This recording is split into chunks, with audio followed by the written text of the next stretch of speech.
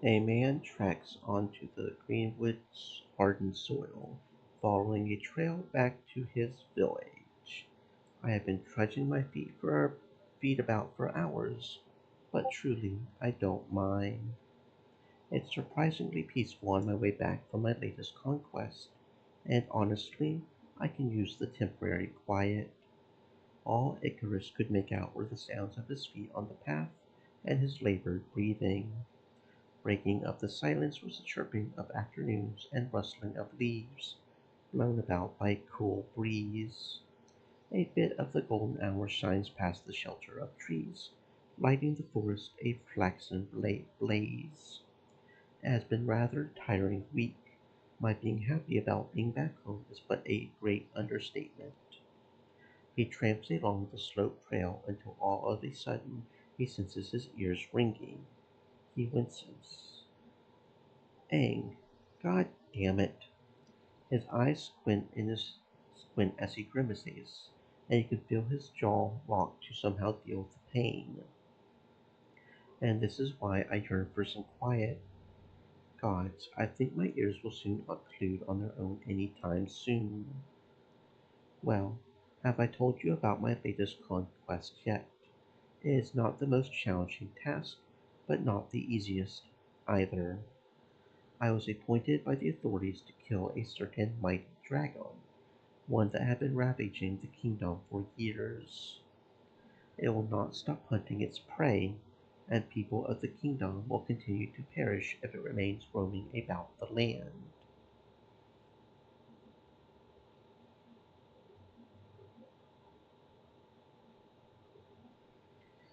And I admit it was indeed taxing to slay a dragon. Them old legends have always been speaking the truth about these mythical creatures, but its wails and ear-splitting roars are the ones I find most vexing. One roar from its throat, and I can feel my eardrums smash into pieces. It's a figurative speech. His ears are all right. Do not worry. They are just injured. Badly. It's not like it bothers me a lot. After all, I am not invincible. Others may find arrogance in such sentiment, but I only speak of the truth. I prefer to call it confidence than arrogance. He shakes his head as he continues on. Breathing out, he reaches the trail's highest point. He checks the view down below. There it is. The village, my home, is not out of reach any more. Icarus reaches out to his home as if to hold it in his hand, his face stricken with joy and longing. I am home at last. I press on my path back to the village, my heart pounding in anticipation.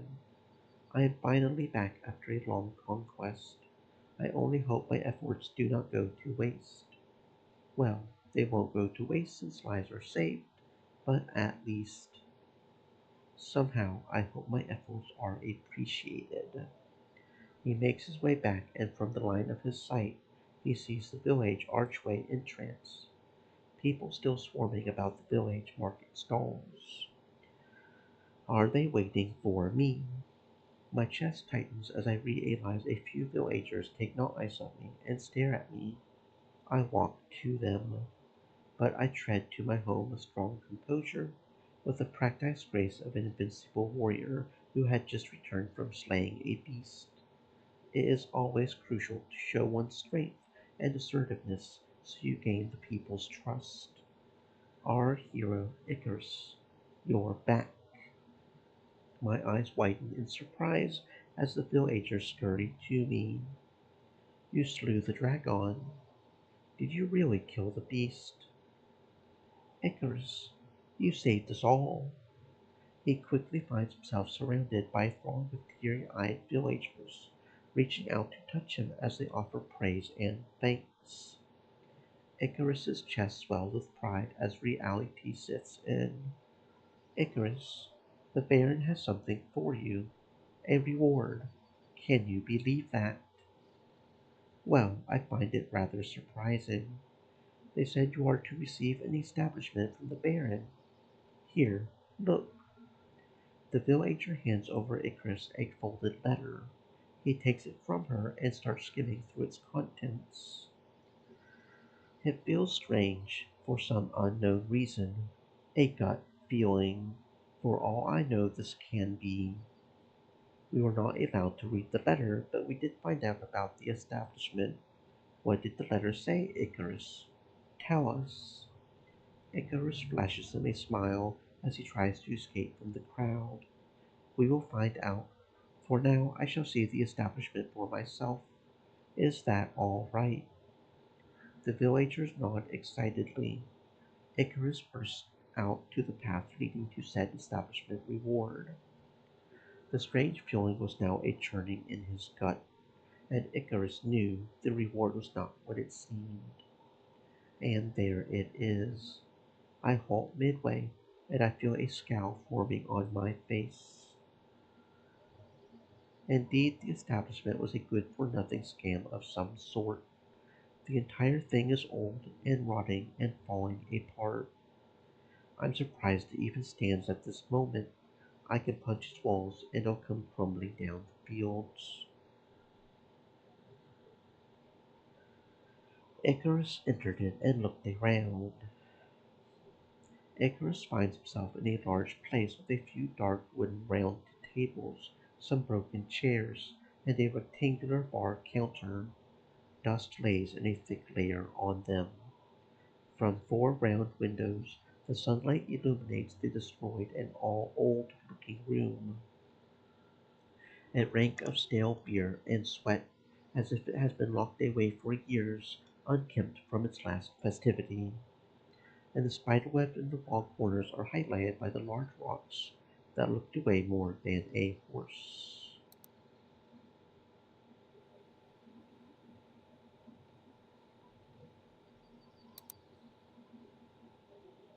It's worse than I thought.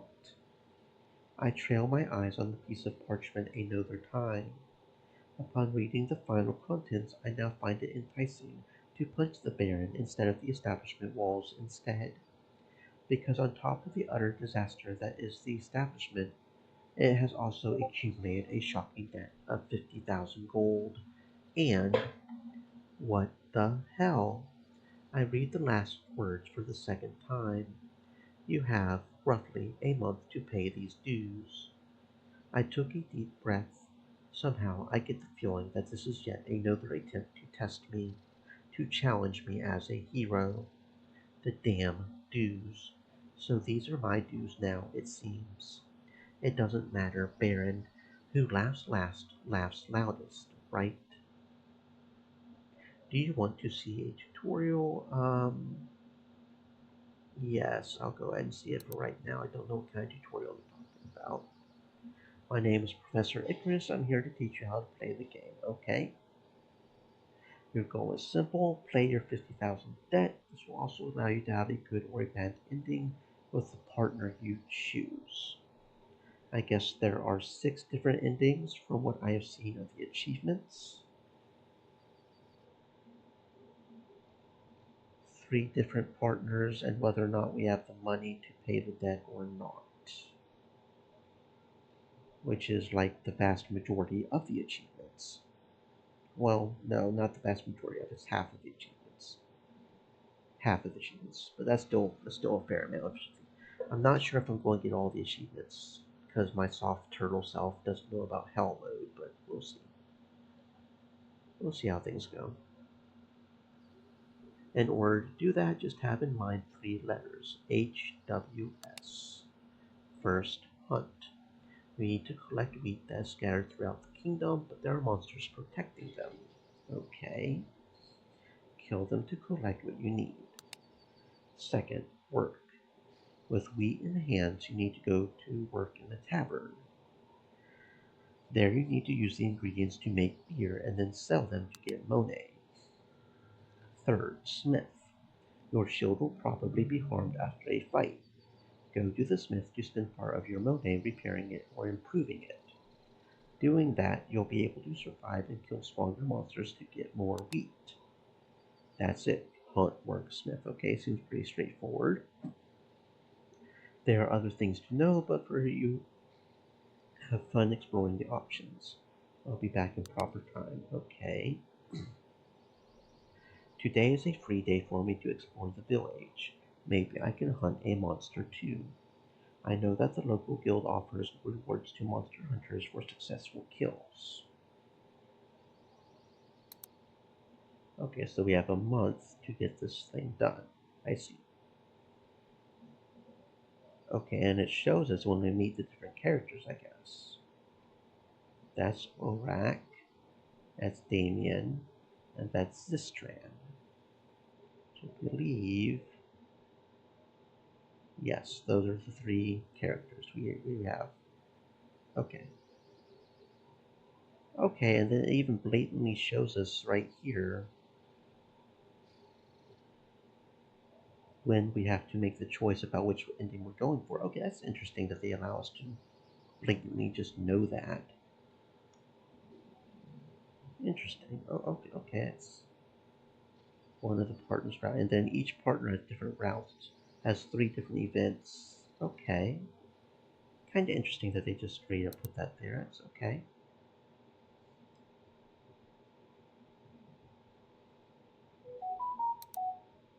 And then there's three quests. It looks like, and there are also achievements for these three quests. I think that's. There's actually another quest too beyond these three, but I guess that's not here yet. Local village is being plagued by goblins. Need your help to eliminate the threat.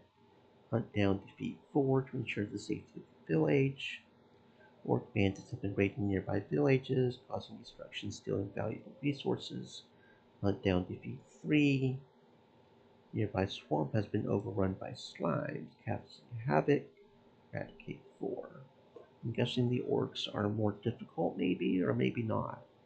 Each one offers different rewards. This offers more cherries and the most money. So maybe slimes is the hardest, but this one offers the most beer, which is interesting. Okay.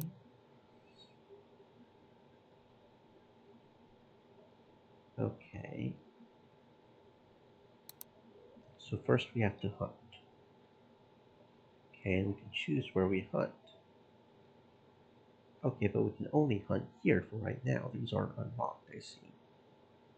Okay, so each area has... Okay.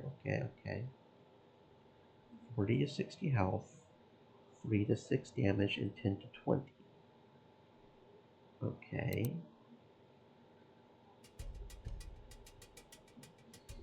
Hello there, let's talk about combat. Every battle in this game consists of using 3 types of cards: attack, magic, or defense. And the logic behind it is simple. Rock, paper, scissors. Okay. Look at my skill diagram. Okay, so attack beats magic, magic beats defense. Okay, gotcha. Rock, paper, scissors. Whoever wins a turn will damage the other. If both use the same card, there's a tie. Okay. And you just want to leave that up there for me to constantly know. Cool. How do you know which cards the monster will use? By looking at the percentage chance. Oh, okay, so you're going to gimmick it. Okay, so we know he's more than likely to use attack, so we don't want to use defense. Okay. Sounds pretty simple. So we choose them by clicking down here. Like a rogue spear, okay.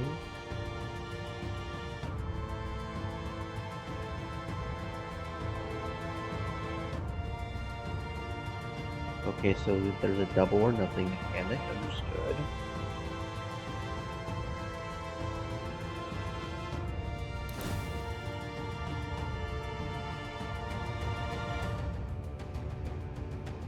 Okay.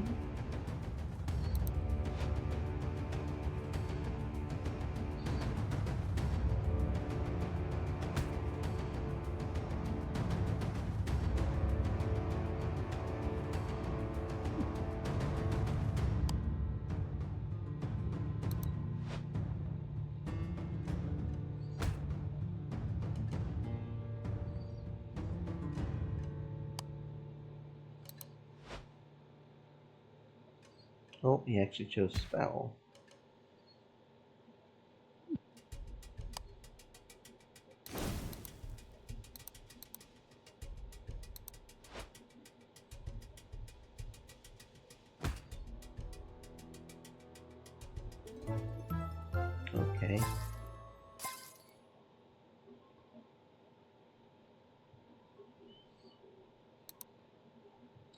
You returned home after a day's work.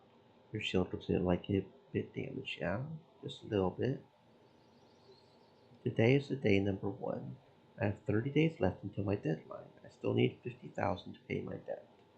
So, okay, so it takes up a whole day just to do. So does it also take a day to work in Smith? Hmm, I see. Interesting. So should I save up a certain amount of grain before I do work? Hmm,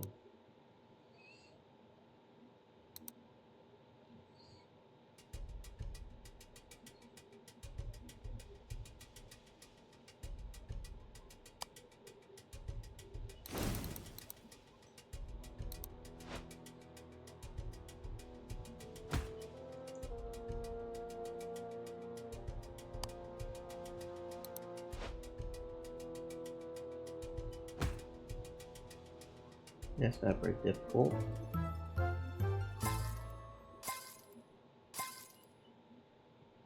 Okay, that made another day go.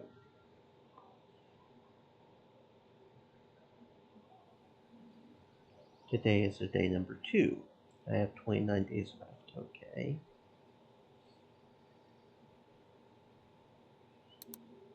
We need 2 more goblins and they'll get goblin extermination. Sounds like a good plan. We'll just go ahead and do that, I think.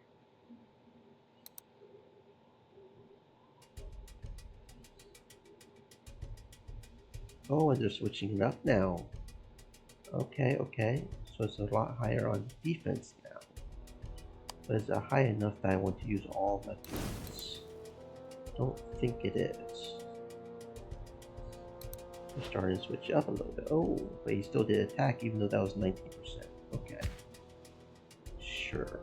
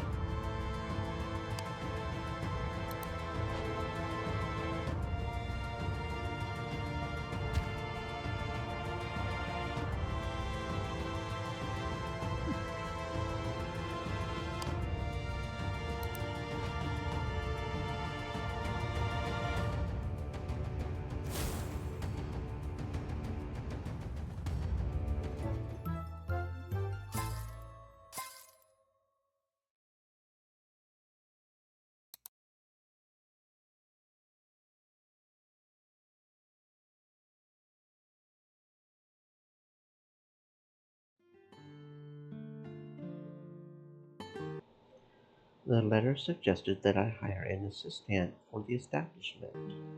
As much as I loathe that Baron for giving me another challenge right after my last one, my principles do not allow me to turn back on potential heroism.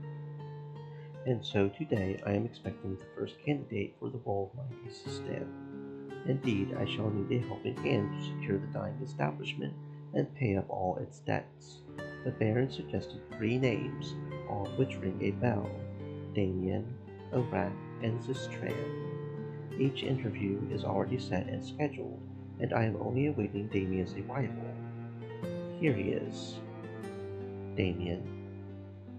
He walks into the room with very little presence, save for his towering height and fine build, for his head is bowed low and his arms fall to his sides rather stiffly, each step of his foot awkward, almost seemingly unsure.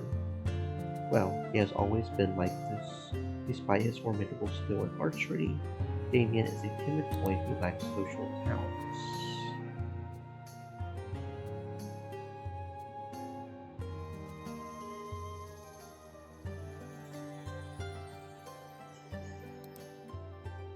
His prowess in archery is at odds with his socialization skills, and sometimes sparks unwanted chaos, for he gives some people the impression that he does not want to talk to them, nor do anything with them for that matter. Icarus. I shake my head from amusement and welcome him in with a sudden embrace. I wrap my arms around him, and it's only a few seconds before Damien returns the gesture. Glad to see you again. I haven't seen you in months. His cheeks heat with embarrassment, laughing awkwardly as he rubs his nape with his hand. Well, I can say the same about you. Of course. Damien and I have been best friends since God knows when. We started off as a pair of curious adventurers, finding ourselves in trouble every time, but for some brush of luck always arising victorious. We have been through a lot, and I'm glad to have spent many years of adventure with him. I'm surprised it was just a hug this time. What do you mean? The last time we met, you jumped on me like you're not a ton or two heavier, and we both rolled down the hill hitting branches and trunks. I couldn't walk for days. I press a hand on my stomach as I convulse with laughter, so much so that I cannot suppress the tears forming in my eyes. Damien joins in a few moments after, chuckling and shaking his head disapprovingly at the memory. It's proof that I missed you, idiot. Yeah, thanks. The same proof could have gotten me killed too, but sure. We talk about the past some more, immersed in reminiscing our rather impulsive missions, contemplating how we're still alive despite all these vicious requests. And we're in the middle of reminiscing when I had the sudden urge to ask, Damien, why do you want to be an attendant? Curious question. Damien looks up at me with a shy smile. I have always been by your side, Ikkarus, ever since we were children. You are like my other half. I always accompanied you, cleaning up your mess during our adventures. I feel like I can do anything when I'm with you, and you with me. Didn't we used to go on quests together? He stares at me fondly, and it's a challenge what to make of that look on his features. And it is by your side that I wish to be. That's all the reason I know. He looks away. He's never been too talkative, even to me, so it must have been a flying leap of courage for him to tell me how he really feels. I clap a hand on his shoulder with a proud smile. I'm happy to hear that. Now come, I'll escort you to the examination table. While you're busy testing, I'll head out to fetch some ingredients. All right. He jerks from his seat and follows me to the testing area. I help him prepare for the test with all the products scattered around, and he seems to get comfortable easily. Are you prepared? He nods, and I give him a small salute, now walking to the exit. I'll head out for a while, okay? I'll be back in a minute. Just focus on the test. I'll see you later, Icarus. I'll be fine here. Some minutes later, I made sure to fetch the ingredients quickly so Damien's not all alone, but, well, upon my immediate return, I stumble upon Damien stuck against the wall with hands tied by flesh-like appendages. Some of the products are scattered around him, destroyed. I can see he's trying not to squirm into the sensation of whatever it was wrapped around his body, on every part of him, and he struggles to get away.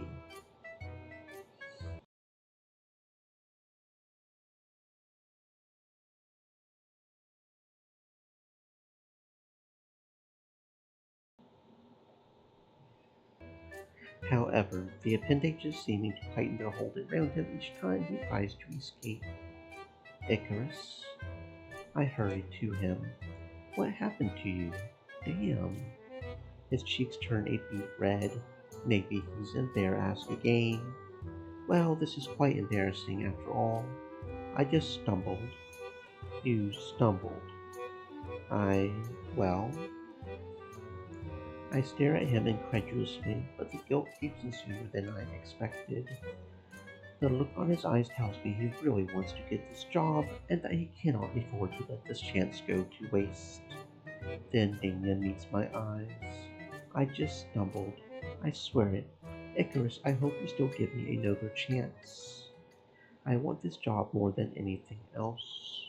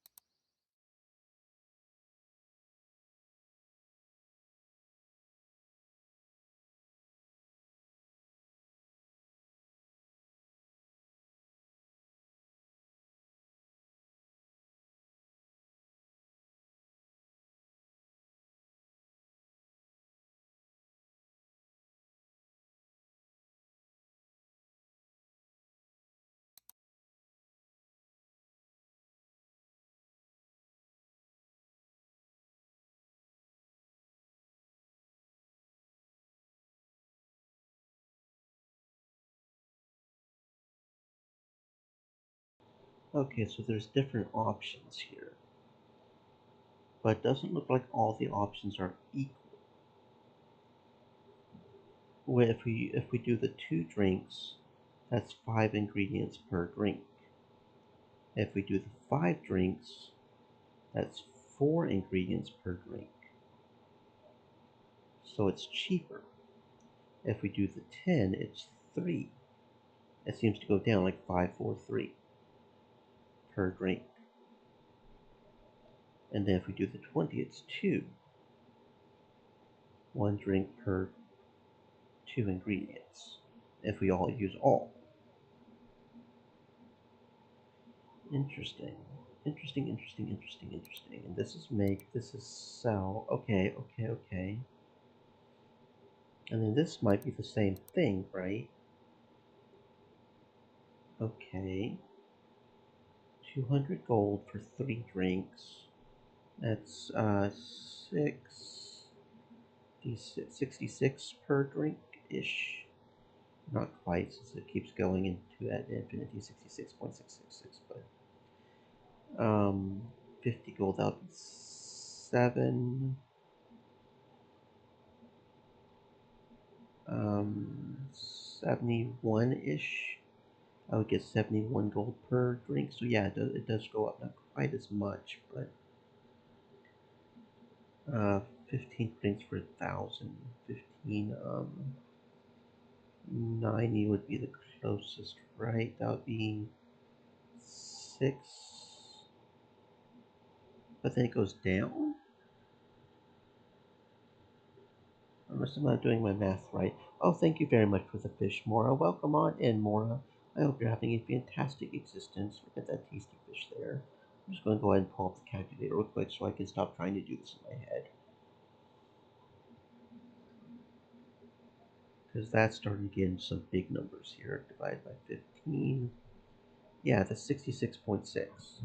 So the 1,000 is as bad as the 200. If I'm doing my math right, I was thinking I was doing my math right. Yeah. So the 500 would actually be the better option because we would get a little bit more coins for it, right? Yeah, we would get about 5 more coins if we did that one. So what about the 2,500 one? For 30. That one's even better. That's the best one. That's 83 coins per drink. Not as good as the sell all drink, actually. Because that's 90 per. So the sell all is the best option here. Huh. Interesting. I don't know why it's not highlighted.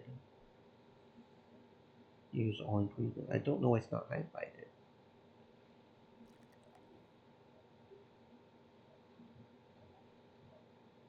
Don't know why we can't do that.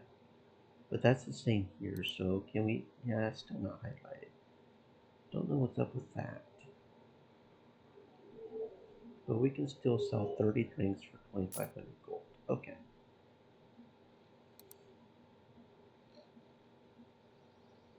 Oh, and that does not make the time go forward. Hunting makes the time go forward, but working doesn't. Okay, so what about Smith? Should I have been probably smithing? Okay, I see. So smithing uses gold. I see, that's the trick there. It probably doesn't make the day go forward, but do we want to do that if we can win without having to smith? We probably don't, right? Because that would be a waste of gold unless we just end up. Although we could use that as a gimmick to force a good or bad ending. That would be a way to waste gold, pretty much. And although I'm not seeing a save option here, which could be really game breaking for me. If you want to have 6 different endings, you need to have a save option. That's just not appropriate. Okay, so 500 for 3. That's a that's 166 per shield point. 1,000 for 7. That's 142 for shield points. So yeah, it does change. 2,000 for 13. So see, that's not nearly as good as a 7. That's 153 per shield point. So the 7 shield points is actually better there.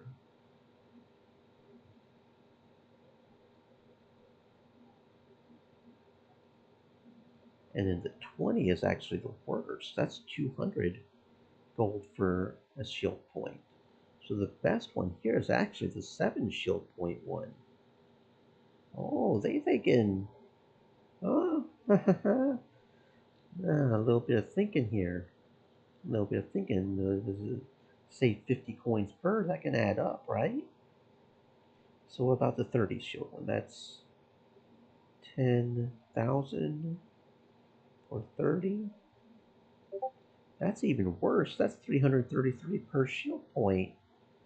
That's like double the cost of the first 3. No, that was even worse. Okay. Okay, so we should only go up by 7 shield points if we do decide to do that. Interesting. I'm not sure I really necessarily want to do that either. Because we seem to. I think we healed our health. We did get hurt a little bit there, but we healed our health. and we regenerate a little bit of shield anyways. So depending on what orc marauders and slime shasters can do as far as combat goes, it may be better just to not do shields if we can get away with it. And again, I don't see a way to get to the save menu. Right click just takes that away for some reason. Escape isn't doing anything. Enter space is doing the same as right click, so okay. I'm not sure how to feel about the fact that there doesn't appear to be a save option. Also looks like maybe we max out our wheat at 99, but if we're going for 40 each one anyways, and it doesn't take up time to do it, it would probably be better when we get 40. So when do these unlock? That's another question, because we've completed this thingy. We still, I guess it's maybe just time, as time passes.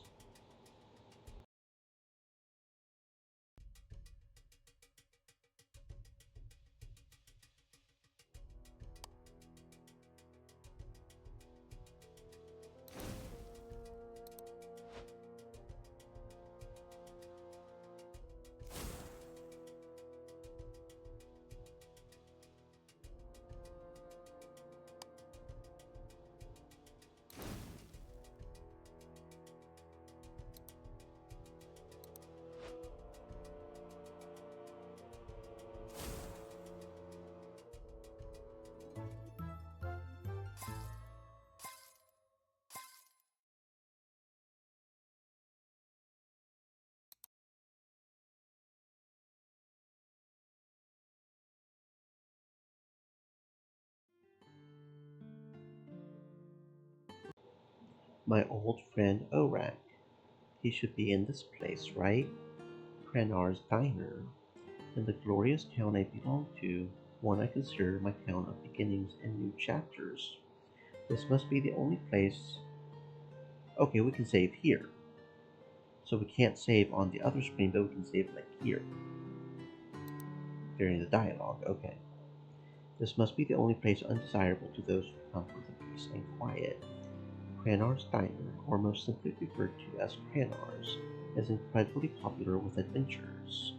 He imposes fairly cheap prices on big quantities of food and alcohol, but its reputation is strengthened by the fact that it has become the homestay of even the most odd and wildest people. The rowdy ambiance of the adventurers and other like-minded people could even be heard directly outside where I am at. A loud laugh came and bellowed from within the diner. It was front and rough, yet filled with genuine joy. I could not forget such a unique laugh. I opened the doors to Crenar's. Crenar's popularity makes it home to commoners and gentility alike. They're simply treated as equals, customers. Everyone pays equally. Everyone receives their fair share. I walked without disruption into the table where the big green orc was sitting and still gleefully laughed. Sitting across the table was Krenar himself, taking a small break from his duties. The two of us locked eyes for a brief moment. He shot me a smile before he switched Orak's attention to me. Behind me, Ikkarus, dear friend, what brings you here? I came to propose you something, but before that, let's chat, shall we? You happen to catch me in my good mood. Whatever you order, I'll treat you as such. Thanks, Orak. Come to think of it, the last time we've seen each other was during our time in that unnamed dungeon, right? I remember. The best we've ever had. I can't believe it's the most recent. We had to map and clear the whole dungeon by ourselves. Oh, the battles, the treasures! The spike traps were filled with ancient poison that most likely have no cure today. Gas traps that would have killed us if time didn't hold it from decaying. We just coughed it out. I remembered I had to hold my breathing until we exited the room.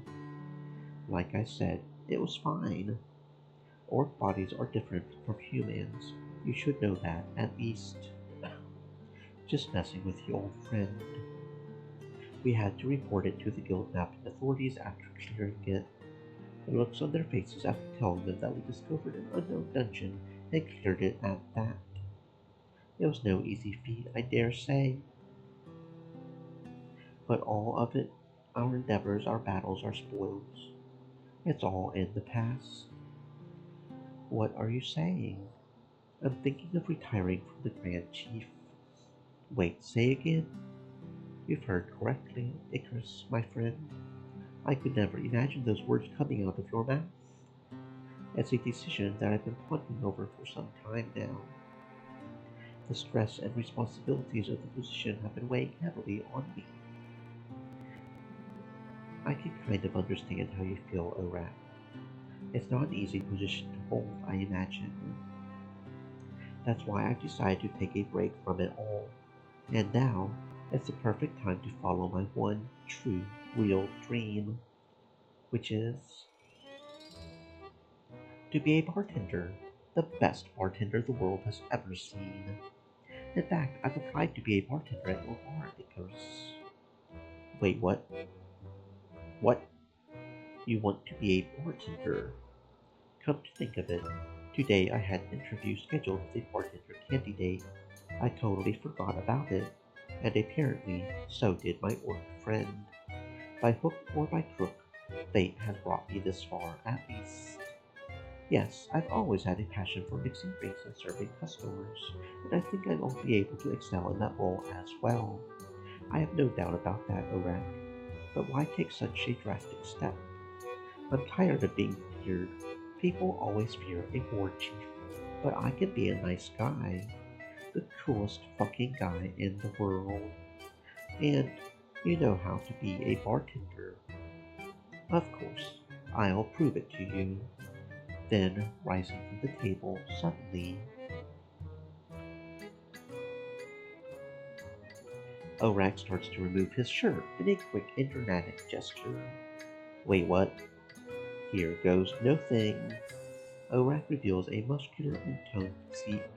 The other customers in the tavern cheered and whistled, impressed by the orc's bold move.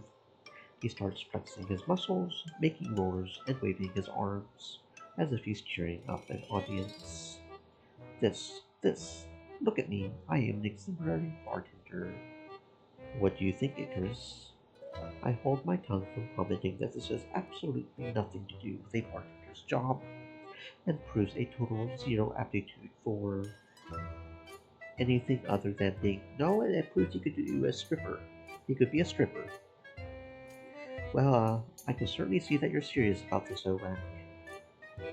You bet I am, Icarus, and I'm looking forward to working with you at the bar.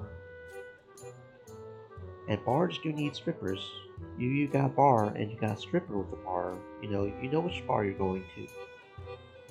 Orak's laugh echoes through the bar, lifting the crowd. I have a long night ahead of me.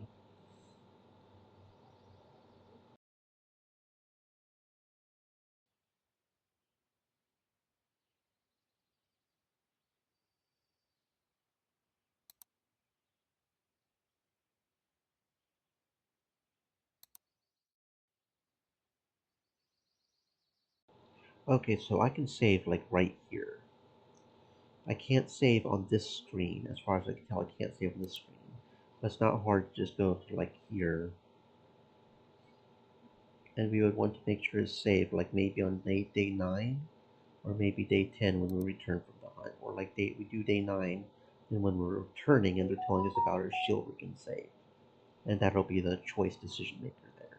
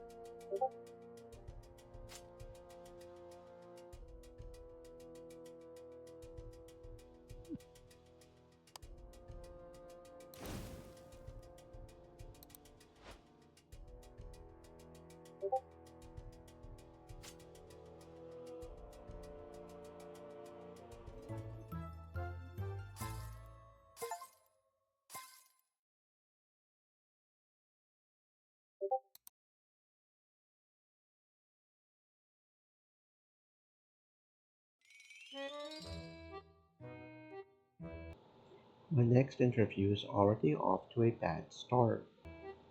We were supposed to meet an hour ago, yet I'm sitting here alone watching the minutes go by.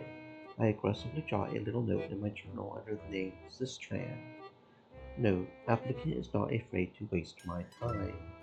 Note, applicant is rude. Note, applicant is not getting the job. Your new master has arrived. I looked up from my notes. Master, who are you? I believe I'm the new chef of this establishment. I made an appointment. My name is Zistran. Not even an apology for being late. Who does this guy think he is? Funny, because I do have an appointment with someone named Zistran, but they were supposed to arrive an hour ago. It couldn't possibly be you. Well, darling, that is the first lesson you'll need to learn about me. True artists don't work on anyone's time. We simply run when inspiration calls for it. Well, if you want this job, then you'll have to work on my time, whether inspiration calls for it or not. Okay, fine. You're no fun. I'm not trying to have fun. I'm trying to run a business. Zistran sticks his tongue out at me mockingly. Okay, let's get started, shall we? Let me give you a proper introduction.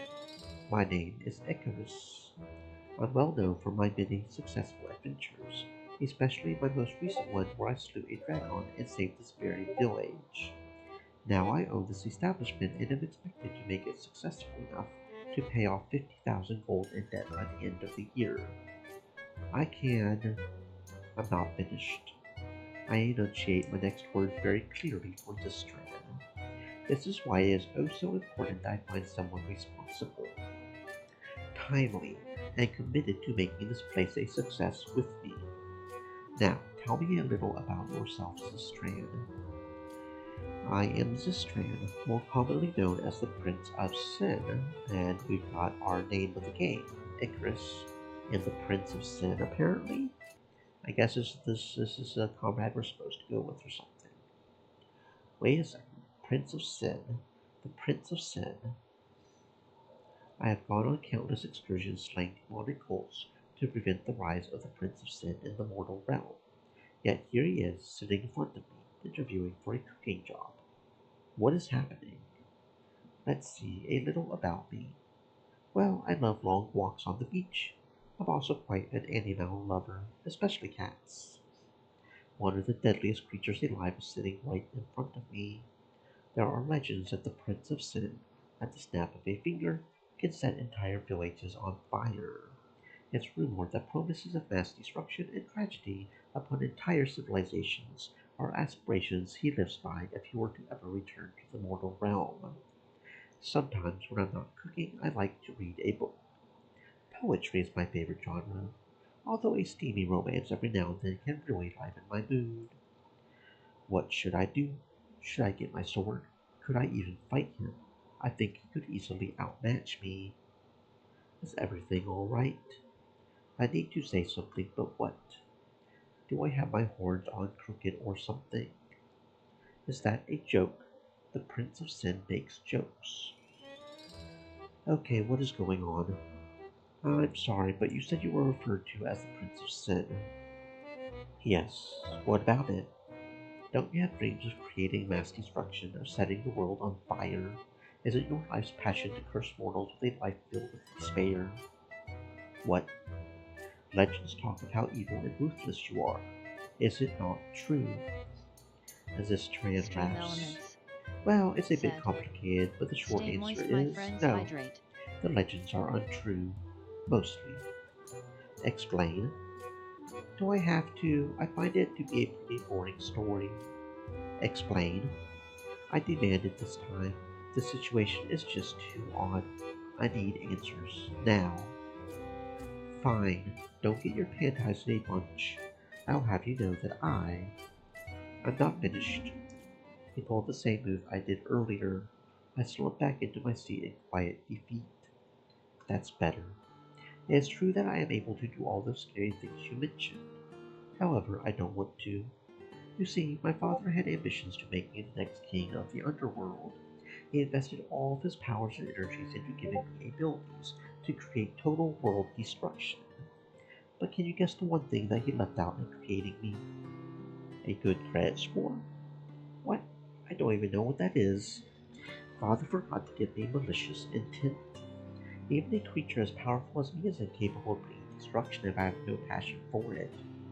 Cooking, on the other hand, is my absolute passion. I used to travel back and forth between the underworld and the mortal realm to learn and practice the culinary arts. But working here at your pub seems like the perfect opportunity to really hone in on my craft. So, there you have it.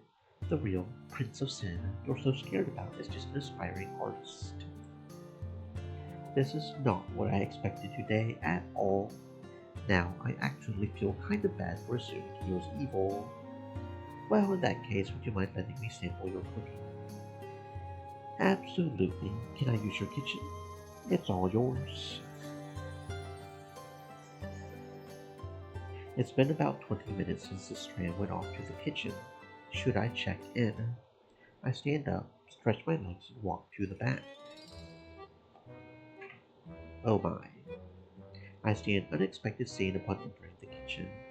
The strand is standing near the stove, completely topless. Isn't that dangerous? Is what dangerous? Being topless by a burning stove. No, I'm a devil, remember? I can't burn. Oh, right. I hadn't thought about that. You're actually right in time. The food is ready. Can I serve you a bowl? Yes, please. My stomach growls a little bit. I'm actually looking forward to this. Here you go. After the street kindly ladles the content of the pot into a bowl, I take it from him. I take in a spoonful. At first I let the dish coat my mouth, but taste absolutely nothing, which seems strange. How's it taste? I swallow. Oh my god. Sweat starts dripping furiously from my head. My mouth feels like an oven. This is way too spicy, way beyond what any mortal can handle. I'm gonna hurl. And I do just that. The small amount of food I took in is now exiting my system, just as quickly as it went in. I guess I'll have to tweak that recipe a bit. This man just looks at me casually as if he's seen this reaction to his food plenty of times already. Anyway, I better get home before it gets too late. Let me know when I've got the job, alright? As the strand leaves, I continue to pant as the spiciness lingers on. What a strange man this strand is. Well, he's not a man, he's a demon, but yeah.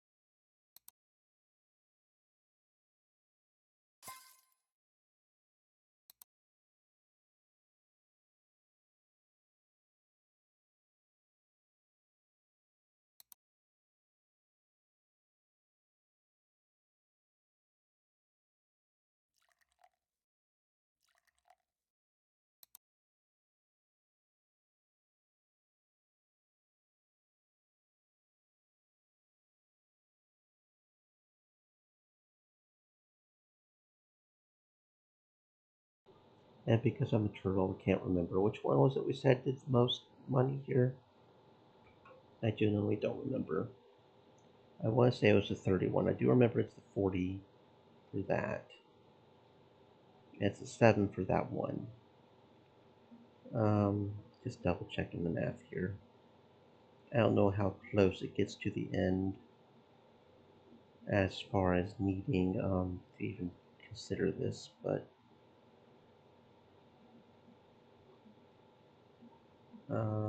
it was the 30, wasn't it? Was it?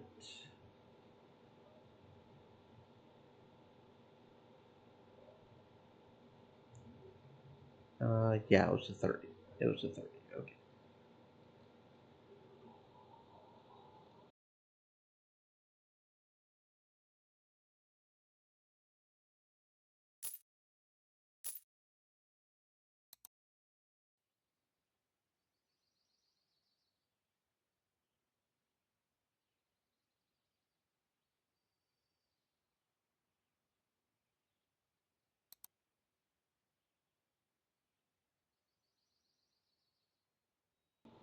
Feels a little odd that the orc marauders are the ones that you have to defeat three of. Because you need four for the goblins, four for the slimes, but three for the orc marauders? That feels a little weird. That feels a little. Oh, oh, here we go. Oh, what's this? Oh, I just noticed that was a slide bar and there's a whole bunch of things over here. Okay, that's. Okay. A powerful circle of demons has emerged from the depths of a nearby cave, terrorizing the land.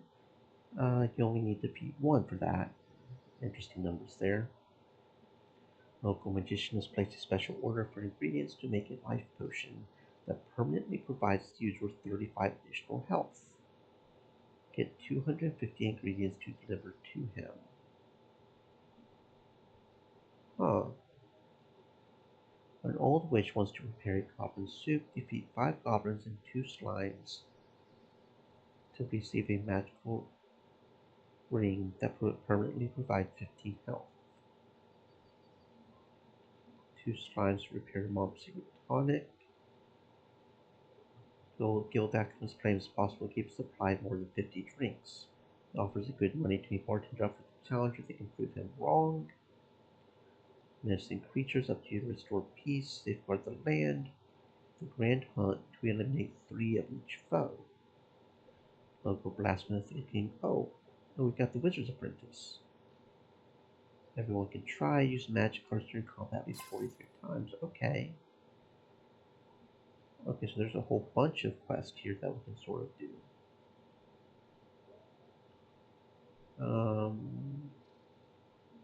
Use attack cards at least 220 times. Okay. Royal Defender defense cards 80 times, and we've got that one. Don't know what the cherries are for. We're starting to collect some of them. Collect 10,000 gold, gain ability to use all. Oh, okay, so here's the use all ingredients one. And we need 10,000 gold in order to start doing it. I see. Okay. Because that would be better on the collect one. Okay, so we need to eliminate 4 slimes, a demon, 5 goblins, and 2 slimes. Why is that not? Because we've defeated 5 goblins, right? 250 ingredients. Okay. Hmm. Okay, interesting. Interesting. Um,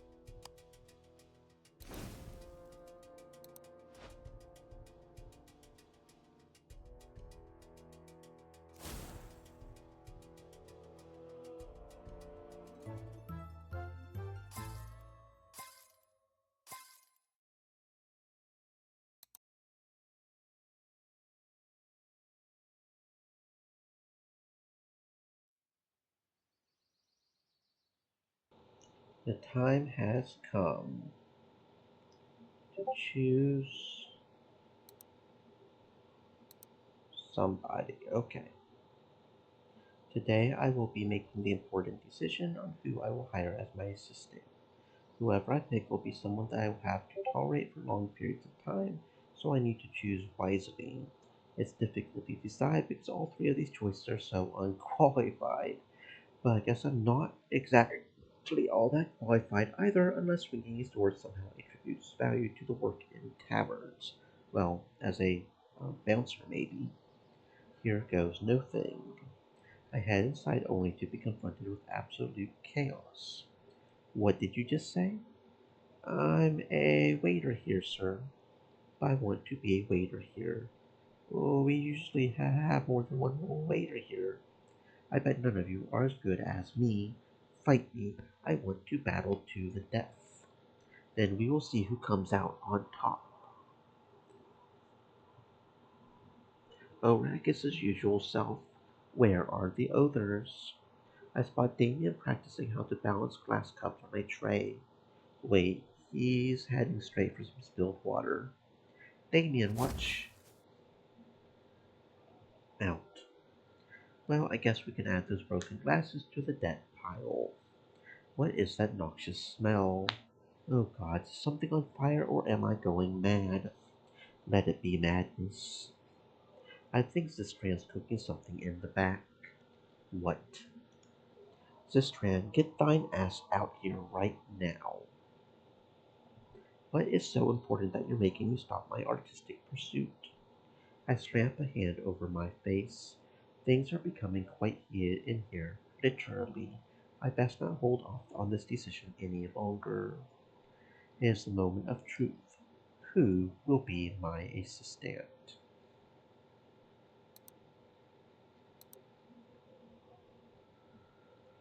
We'll just go in order from left to right.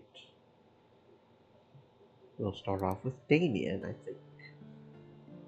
As his closest companion, I've always known Damien, his attributes, and his many talents. He is kind but timid and utterly lacking in any social prowess. Of course, it is a given he behaves differently around me, but it is only at this very moment that I witness him quite carried away and distracted. It is a surprising first. Or perhaps I have only forgotten the other times he was acting this way. I breathe out a sigh as I fold my arms, leaning against the wooden door frame of a rather primeval building. My neck cranes and I hide a grin as I watch Damien press on with his prattling. Well, not exactly prattling, but I would say he tends to speak long-windedly about nonsense on occasion. And when I tried to pull it out again, the arrow broke in half. But it was steel. After the steel arrow broke in half that easily, I don't know whether to trust that merchant again. I arched my brow in question and I tried to sound serious. Switch merchants then. It's not that hard. But I can't. It's not that easy. Like I said, it was steel.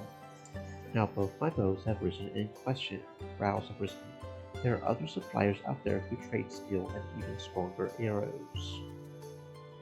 You must be hell-bent on finding them. They are more expensive, however. Twice or thrice the price. No, but wait, did I say it was steel? No, stop. Don't listen to anything I say. I laughed, and I cackled too hard, too amused by the light crimson that tints my friend's cheeks in his embarrassment. Looking at him now, even his nose is bright red. I witnessed his flushed state before his features wrinkle into a deep frown. Then Damien shakes his head and walks in my direction, and lands a strong punch on my arm. What was that for? Do me a favor and quit your hideous laughing, will you? Let's not waste time and work on the... His words trail to a sudden halt. Damien turns to me when realization dawns. Where are the others? They have left already, Damien. Are you all right? His jaw drops, but his mouth closes immediately. On his slightly surprised face comes the threat of another deep blush. though I never get to see it.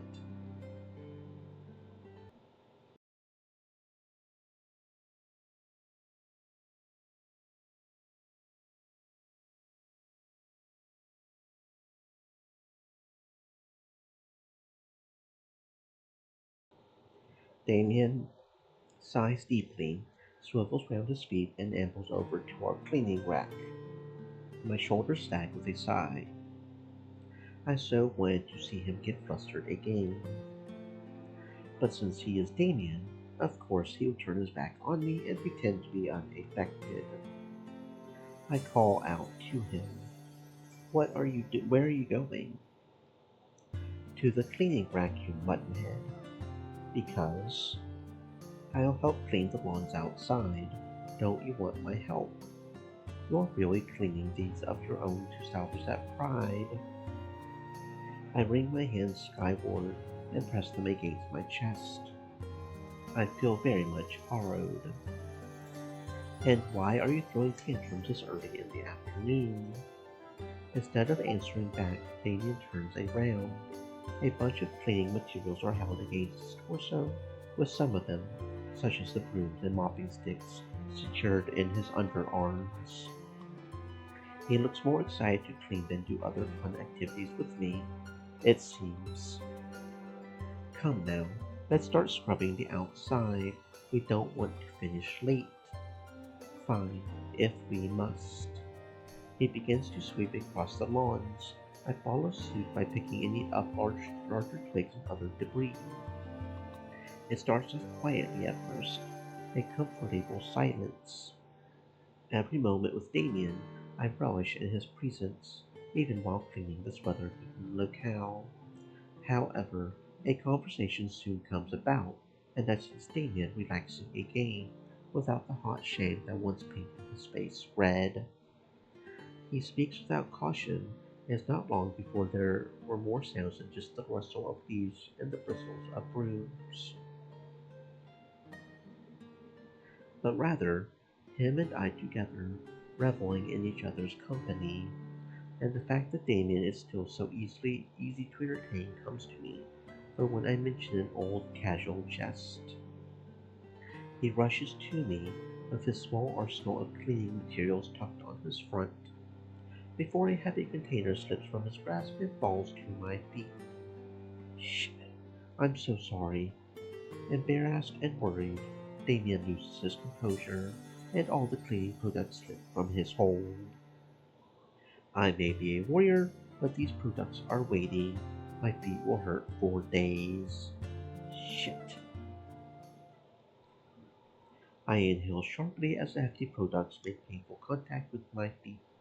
Instinctively, my knee bends upward to escape the last of the falling materials, but it hits Damien's torso as he crouches to check on me. Eyes wide, I say to him, Damien, move. But he reacts a second too late. I trip and I fall clumsily on top of him. Our bodies hit the ground with a dull thud. Typically, I would spring onto all fours, pull myself up, and extend a helping hand, but for some reason, I only manage to do the first. Well, partly. Now I have my forearms propped against the other side of Damien's head, and from here I am a witness to his reddened face, his mouth slightly ajar. His hot breath waved to me, mingling with mine. I feel it tickle my skin. I swallow hard, then run my tongue across my lips. I manage to give Damien a smirk and a one brow cocked in mischief. Hello, Damien. Reluctantly he answers, Yes. Why is your face so red? Shut up. I smile, but he flits his gaze the other way. I wink at him before I help myself up. When I reach for his hand, he only ignores me before he sticks out his tongue. Today is day number 10.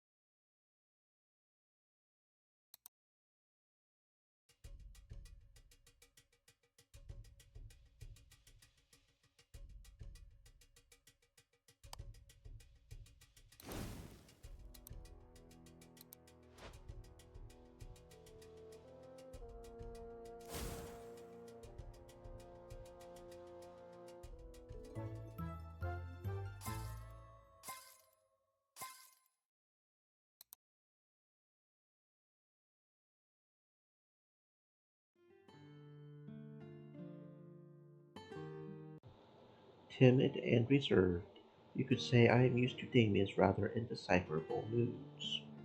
Sometimes he turns quiet out of nowhere, and most times he sulks at the farthest corner of the room, keeping his solitude.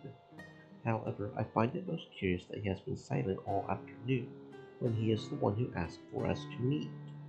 I understand when he keeps to himself when other people are around, but since it is only the two of us, why has he not spoken? Damien appears more guarded today. I caught a glimpse of worry in his eyes.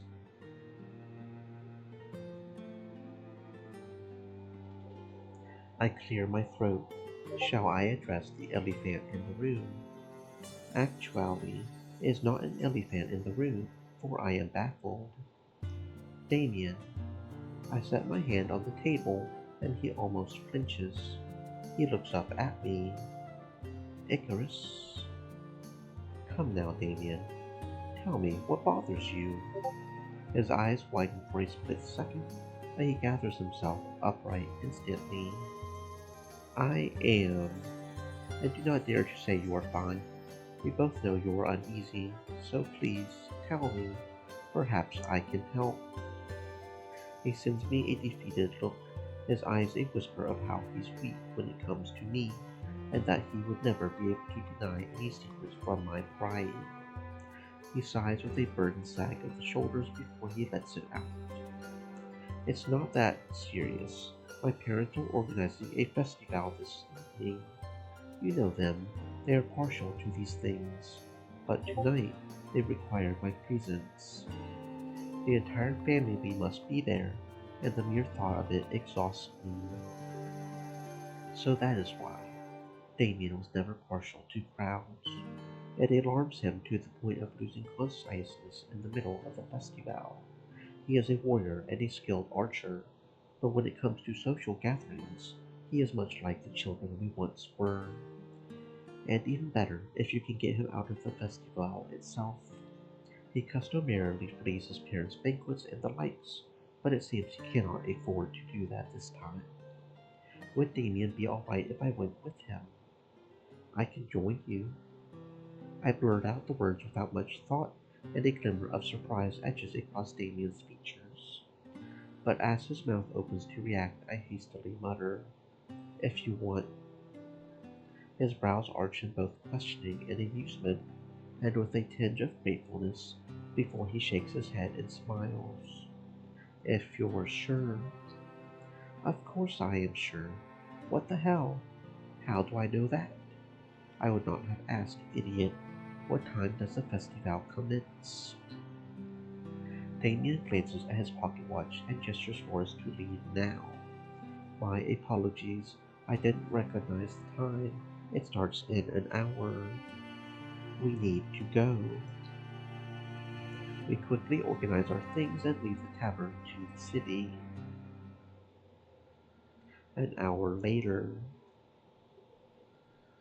It is not too soon when we reach the festival grounds. Rowdy and wild, I now understand why Damien has been hesitant to come. The first band of attendees we stumbled upon are already out of their wits and high with the thrill. I can almost sense Damien wincing just by the looks of them. And possibly I am drunk, despite my sobriety, because I find my arm wrapped around Damien's shoulders as we walk along the grounds. He does not flinch, nor do I find hints that he is uncomfortable. Now, skin to skin, I sense him slowly relax. I chew on my lip, fighting away the smile about to form. Then I point to the gaming stalls around the corner. Do you want to try? That game means to test your strength. Why don't you try? Come on. A light yet strong arm holds me by the waist, and my mind spirals. Please remove your hand on my waist. Do you think this does me good? You know not the things you might do to a man, my feverish reactions when you touch me like that. Will you stay? Can you put your arms around me more? Damien pulls me with all his weight to the gaming stall. I frown and stop, halting his walk. Let us visit the archery stall first, and then I will try the other game for you. Do we have a deal? Is there a prize? Are we going to bet? Highest scorer comes out victorious. He pulls his arm away from me, much to my disappointment, and sprints to the gaming stalls for some bombshell race, which I cannot and I would not dare back out from, and I practically hurtle myself after him. We do not realize the shifting of the clock. Not that it matters, considering how late it has become. After meeting his family, who were presenting themselves to the crowd as our gracious hosts, Damien and I march directly to the stalls and try every game we can. Then, suddenly, we are leaving for home. We tread the grounds in silence. We have exhausted ourselves. I can barely utter a word. I breathe in the prickly cold of the night air, and I don't realize just how cold it is until Damien shivers beside me. He wraps both arms around himself and blows from his mouth. I'm cold, aren't you? Only a little. However, the tavern is quite far away from Damien's place. It would be kind of bad to suggest he go off on his own now. Then I remember there's a mattress in the tavern storeroom. Quite clean, actually. If you want, you can sleep here. That way you wouldn't have to leave. Cold night air can end up causing some illnesses. If that's not a problem. Of course not. Come in. We organize the place so that he can sleep on the floor. He lays down on the bed, but I can still see him shivering. He is cold. Maybe I can do something about it. Damien. I approach the bed, laying down on it beside him, and close my arms around Damien, embracing him from behind. I stand a few inches taller than him, so I nestle my chin atop his head. I suppress the heady need to press a small kiss on it. Icarus. I tighten my hold around him, and surprisingly, his stiff body relaxes. For a while, it's quiet until I feel his arms wrapping around mine, his calloused fingers making soft, circular strokes across my skin. My body's warm. Yes, it's warm. Good. I'll keep you warm. He does not answer, but his head tilts to the side so he leans against me. He breathes softly, continuing to stroke my skin, and I tell myself quietly that I never wish to leave.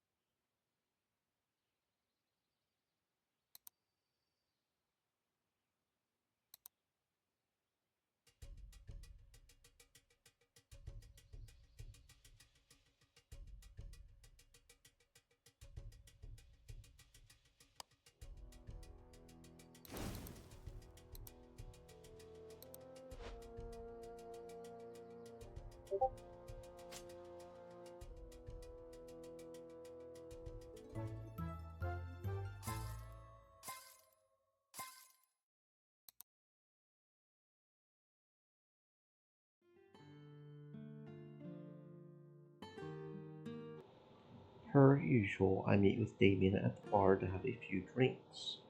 I have done this ever since I came home from my last quest, and he from his occasional training, like some sort of friendship custom. I chug my third drink and down it in a few gulps. I put my beer down the bar counter with a soft click, and then turn to Damien, who is once again lost in his little reveries. What are you thinking about? His attention snaps to me, caught red-handed in the crime of ignoring me on our supposed friend's lunch out, before he's shaking his head and chuckling. He keeps his eyes on me as he takes a sip from his glass. I'm just thinking about our next activity.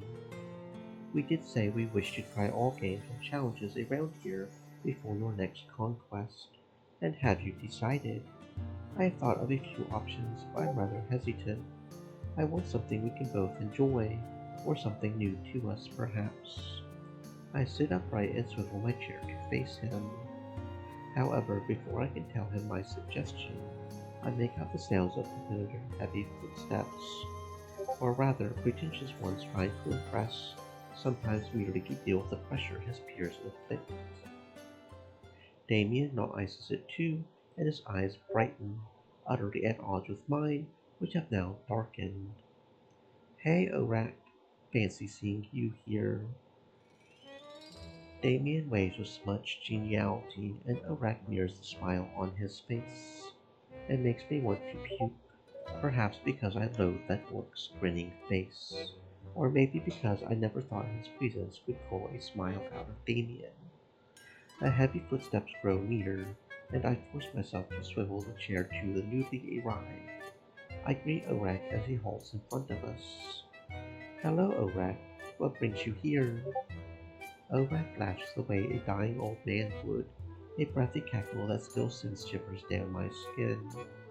It is a peculiar laugh, truly one of his unique traits.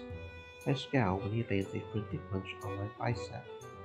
He does this with everyone, but I sense that he would strike me in earnest if Damien was not in our presence. Can't I visit the bar like you guys? I did not mean to imply differently. I came here to grab some drinks, is all. But, well, since you're here anyway. Elrac buries a hand down his side pocket and fishes out 2 tickets. He hands it over, and I snatch them away from his grasp. I take a look before handing Damien the other one. The musicale performance tonight. Yes, I had spares, so you can go if you'd like. Meet me there when you can. I turn to Damien. I'm up for anything anyway. Damien, however, does not like crowds, so perhaps a concert is not appealing. We'll come, Orac, and we'll see you there. Sometime later, before dusk has fallen, Damien and I have already arrived at the music concert. It is still a mystery to me as to why he agreed to attend, despite his fear of crowds. The concert is located on a beach well famed for its white sand, and even I am impressed by the sheer creativity and merriment in the decorations. That aside, the sea is much like an evil temptress. I think I will ask Damien to go for a swim. It's beautiful out here, Ikarus. I'm happy we came. Are you certain you're not regretting it? No, you idiot. Come, what do you want to do? I see a lot of stalls. And look, there's a sinking hop. Is this the moment where I'll hear you serenade? Not in this life you will not. Over my dead body. Well, then what do you want to do? The concert's not starting until 8, so we have a few hours to ourselves. As I look around for some recreational activities, my gaze lands on the sea. Very few people are taking a swim, and it can mean some alone time with Damien. I give his hand a little tug and gesture to the waters. Let us enjoy a swim. My brows furrow when I see his face. Is everything all right? Oh, I just... Realization dawns on me, and I answer before his lips can form the sound of his words. You are afraid to swim, no? Sorry, but don't worry about me. You can take a swim if you want, and I'll stay on the shore. We talk it, his fear going into the water. He says it is all right if I leave him here all alone, and that he will wait for me.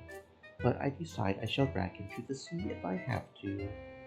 I am a competent swimmer, so perhaps I can teach him. Finally, I manage to persuade Damien to swim with me. I purchase floaters for him from the stalls, and he makes use of it, paying no mind to the silly stares of other swimmers. I truly cannot really blame them, though, a man of his height and features, on a floater, while in the middle of training, Damien waves someone over. Orak. Orak swims to us, and upon seeing Damien on his floater, he chuckles. Training to swim. Well, yes, I feel like I need to ease Ikkarus from the burden of being my teacher. Wait. Orak laughs again, and he lifts his arms under Damien's legs, twisting them up to the surface. Then he asks him to kick his legs. So I'll kick my legs, and then... Here, try to just put your arms like this. Keep them clasped together, and when you kick your feet, you'll move about the water. He doesn't even know how to float yet, Orak. Damien shoots me a glare, and I fear for my life in that split second. Although, when Orak cackles like a madman and splashes seawater on Damien until he slips out of his floater, fighting for his life, perhaps survival instincts will finally teach him how to swim. Today is the day number 18.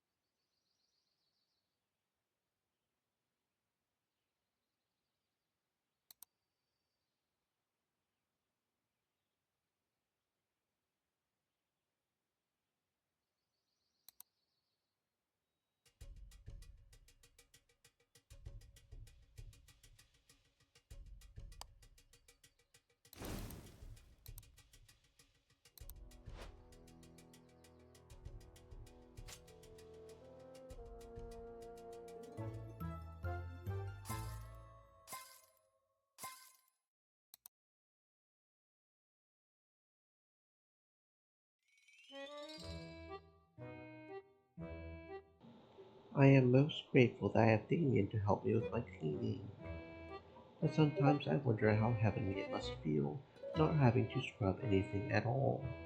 I have the same reverie over and over whenever I clean dirt off the lawns outside. I grumble as I help myself up, and my back hurts from crouching and scrubbing. It is uncanny how I manage to keep my strength and survive during monstrous quests, but find myself exhausted when cleaning. I reach for the cleaning rag to grab another chemical. Honestly, I have no idea what this is, only that Damien told me strictly what to use when I clean this and that. Wait a moment, where is the damn product? At the same time, Damien calls out to me from the opposite corner of the room. Ikkarus, I need to go to town. We've run out of some cleaning products. We didn't buy enough last time. You make it sound like it is my fault. Well, technically, it is your fault for not stocking up like I told you so. I roll my eyes but offer to join him anyway. Then I will accompany you so we get to go home early. Right. Wait up a bit and I'll just fetch some coins. We reach the town in no time, with conversations compelling enough to make time seem to fade away. We fail to realize we are already in town until a stranger accidentally bumps into us. Is he alright? He seems rather distressed. Maybe he is running late. Well, he's headed to Ikkarus. Look there. What goes on? My gaze shifts to where Damien is pointing. Food stalls are nicely lined along the streets. The townspeople gather around and about, either watching dishes get cooked or paying to taste. Is it a cooking championship? It seems like a cooking championship. Do you want to go and take a look and have a taste? Let's go. He pulls me by the arm, and eventually we reach the heart of the bustling place. It is filled with twice, maybe even thrice its usual people, and it would be some time before we could taste some of these dishes. Each stall has one or two cooking masters cooking up specialty delicacies. In the first stall, the chefs are making meals inspired by one of our most famous cities, and the stall next to it is preoccupied with the town's local dish. In the third stall, Ikkarus? Is it really you, my Ikkarus? I stop in my tracks and instinctively I step in front of Damien. I stare at Sistran without bothering to hide my confusion and displeasure. I have sent you back to your place countless times, Sistran. What are you doing here? His eyes widen in hurt and he gasps, pressing his palm to his mouth. He appears so shocked that he stumbles 2 steps backwards, breathes heavily, and dramatically tries to pull off a realistic sob, to no avail. It really is you, my darling, sexy Ikkarus. I step forward to remark, but he cuts me off immediately, and dramatically as usual. My apologies. Forgive me for my rudeness. Ikkarus and friend, welcome to this year's cooking championship. Come, come, you must taste my dishes. Sistran, do you not think this is... It's all right, Ikkarus. It's not every day we encounter something like this. Besides, this is the only stall where we don't need to get in line. What's his name again? Zistran. He rather likes you, it seems. I glimpse a flash of dismay in his eyes, but is gone in a blink. He looks at me with a smile, although I fear is not entirely genuine. Zistran welcomes us in, and he sets 2 dishes in front of us. Both of them look suspicious. Here, friends, you must try these. Come now. He does another theatrical clapping of his hands. Did he do drama in hell? As he urges us to take a bite, Damien thrusts his fork into a piece and hoists it to his mouth. Certainly, I cannot let him taste this on his own. I must try it as well, lest he be angry at me for the entire day. I, too, take a bite of Zistran's specialty meal, but maybe I should not have. Ikkarus, I feel I stride over to him, steadying Damien with my arm around his waist, although it seems even I need some steadying too. The food is undoubtedly mouth-watering, but it is so strong that I feel slightly drunken, maybe even delirious. Icarus, I I have you. Hold on to me, all right? I tighten my hold Stream around elements. Damien's waist, and I reach out to Said. steady his Stay shoulders. moist, my friends, He hydrate. stumbles every now and then, and if left to fend for himself, he might just collapse on the ground. I figure that we need to go home and rest this off, but there's a possibility we shall lose conciseness along the way. Besides, Icarus. Damien wraps his arms around my neck, and he tiptoes to reach my face. I find our positions rather perilous, and in a moment now I might lose my head, even though I have already lost my sobriety. When Damien sighs and buries his face in my chest, I swallow the sudden lump in my throat, and I stiffen in multiple different ways when he mumbles the next words. Icarus, I like you. My eyes widen, if only for a split second. I blink. Damien, I like you very, very much. And then, losing consciousness, we both drop to the cobblestone ground.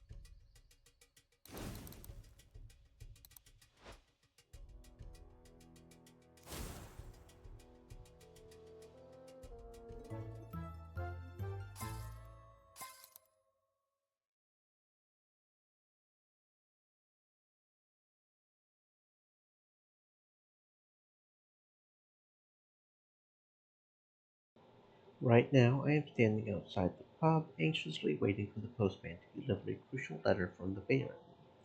This letter will decide the fate of not only me, but also this pub. I would not be so damn anxious if only I had kept tabs of how much of that debt I've been paying off. But somewhere along the road, I started losing track. I sent in any and all the extra money we were making here, in an attempt to pay this debt off before the deadline. But if it is not paid off, then this letter will signal to closure and demolition of the bar. If it is paid off, then I can continue working here with him. I have done everything I can to build up this busyness. I put in my blood, literally sweat and tears into this place. Will it all pay off? Here comes the postman now. Hello, over here. Damien is quiet for a few moments, as if processing the information. Understandable. Even I would react this way if, despite working relentlessly to earn Bonet, I still lose the bar due to unpaid debt. I am clueless on what to say either. I only plan to drop the news to get it off my chest. Besides, it's not like I can keep secrets from Damien. Suddenly he looks at me, his gaze sad but fond all the same. The look on his features is comforting. I won't deny that I'm really saddened by this news. Wait, aren't our savings enough? With taxes and other fees like maintenance, I was not able to save much within the time frame. I stop short when he reaches out to touch my hand on the counter. I do not pull away. Usually, I wouldn't say it's fine, because it really isn't. He trails for a while as if searching for the right words, but eventually, Damien chuckles quietly and gives me a determined look. This time it is. It's fine. You know why? Because you are here. His eyes widen in shock, albeit only for a split second before his features scrunch into a scowl, like a quiet reprimand of, "You always read me, let me have my moment." However, a moment later, his mouth tips into a smile. He nods at me softly. "Well, yeah, you're with me." He gives my hand a light, comforting squeeze. "We're always together, aren't we? Others even tell us we're inseparable. We'll be inseparable no matter what, whether you lose the bar or win it back. I'm here for you, you know."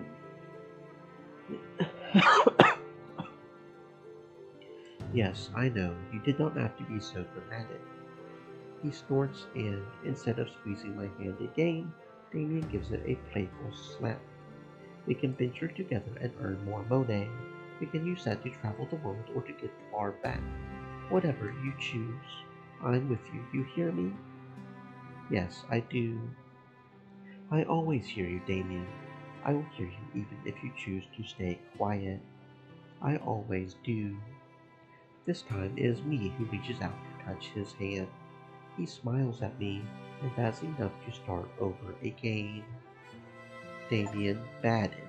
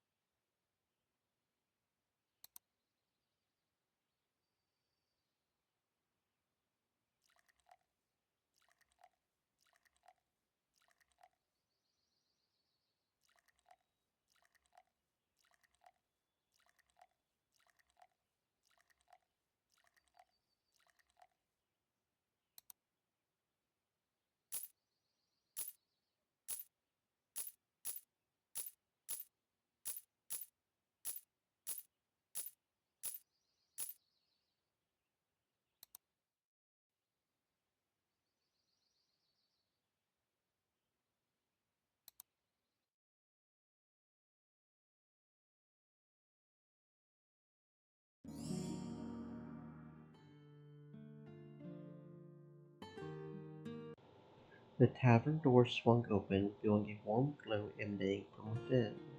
The air was filled with the familiar scent of freshly polished wood and the lingering aroma of good food and drink. Ikkarus stepped inside, his eyes scanning the newly upgraded tavern. The once dilapidated and empty space had been transformed into a lively and inviting atmosphere. The wooden tavern, gleaming under the soft light, stretched across the room, beckoning customers to take a seat and indulge in their favorite drinks. The shelves behind it were stocked with an impressive array of drinks and liquors. Tables and chairs were neatly arranged, each one adorned with a fresh tablecloth and a vase of vibrant flowers. The walls were adorned with paintings and tapestries, adding a touch of elegance to the space. Icarus stood at the center of the tavern, a smile spreading across his face. It had been a long and arduous journey, but I did it. It's finally complete. This tavern stands tall once again. Even though I was not the original builder, I feel that now I can call it mine. He walked behind the bar, running his fingers along the smooth surface. So many nights of merriment, shared stories, and unforgettable moments. Icarus moved from table to table, testing the stability of each chair, savoring the satisfaction of a job well done. The hours of planning, the sweat and toil, it was all worth it. Icarus raised a glass filled with his finest creation and lifted it in a toast to the future, to new beginnings, to old friends, to the endless possibilities that await within these walls. The sound of his voice echoed through the tavern, a resounding proclamation of his triumph. Welcome, one and all, to the grand opening of Icarus's tavern. With that, Icarus stood tall, his heart brimming with joy and anticipation. For the bustling nights and the warmth of camaraderie that awaited him in his newly restored tavern.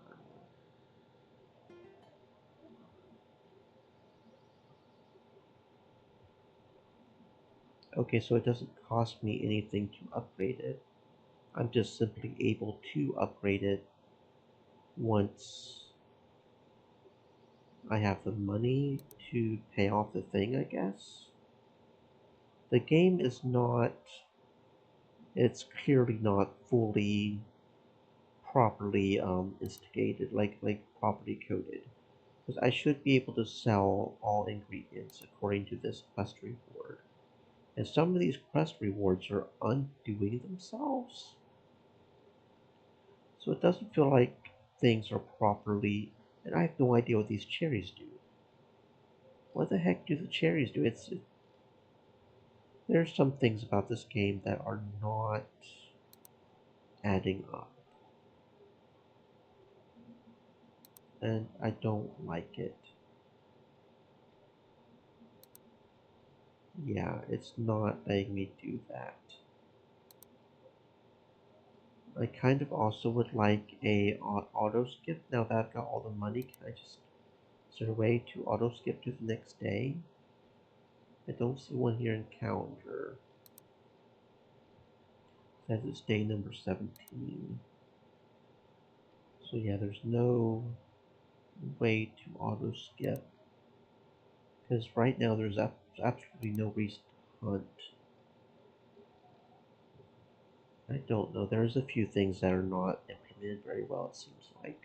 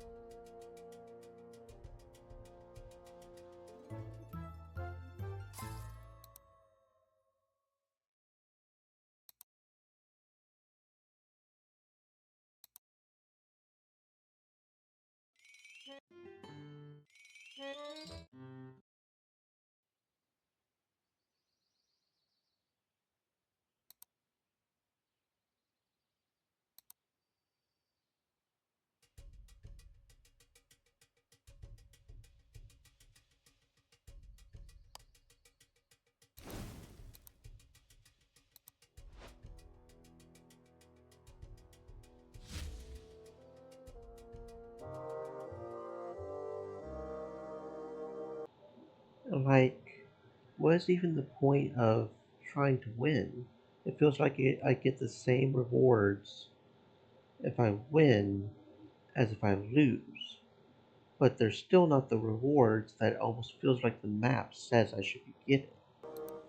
Unless I'm just misinterpreting what the info that that's trying to present. Because I feel like when you hover over it, that treasure icon, that's supposed to be how much we get from it, right? 70 to 100? That would make sense. Otherwise, what does that 70 to 100 mean?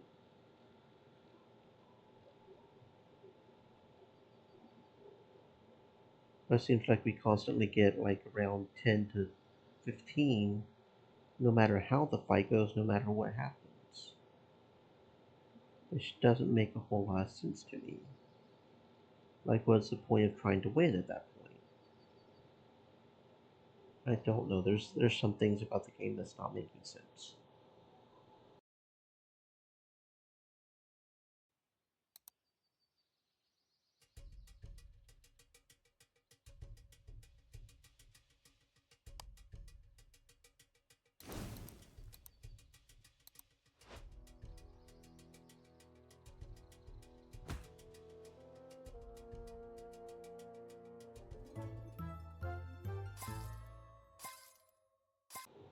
See, like right now, I get 14, I got 17 when I lost. Like, at that point, it almost encourages me to lose because I get three more, right? Like,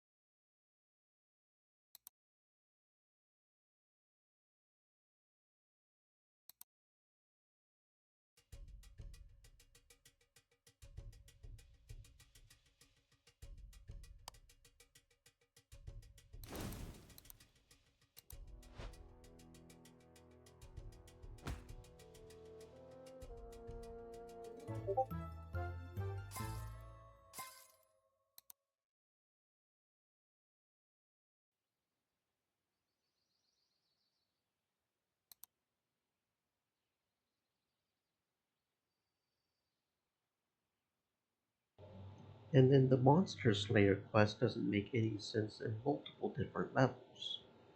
The realm is overrun with missing creatures. We have to track down and eliminate 3 of each foe. The counter says 20. That is not divisible by 3. At 21, that would indicate there's 7 different types of foes. 20 is not divisible by that unless there's 20 foes, but there's only 4 foes, and the counter doesn't seem to be going up at all. And I've defeated each of the 4 foes we have right now 3 times. I'm trying to logic this here. It's not making any sense.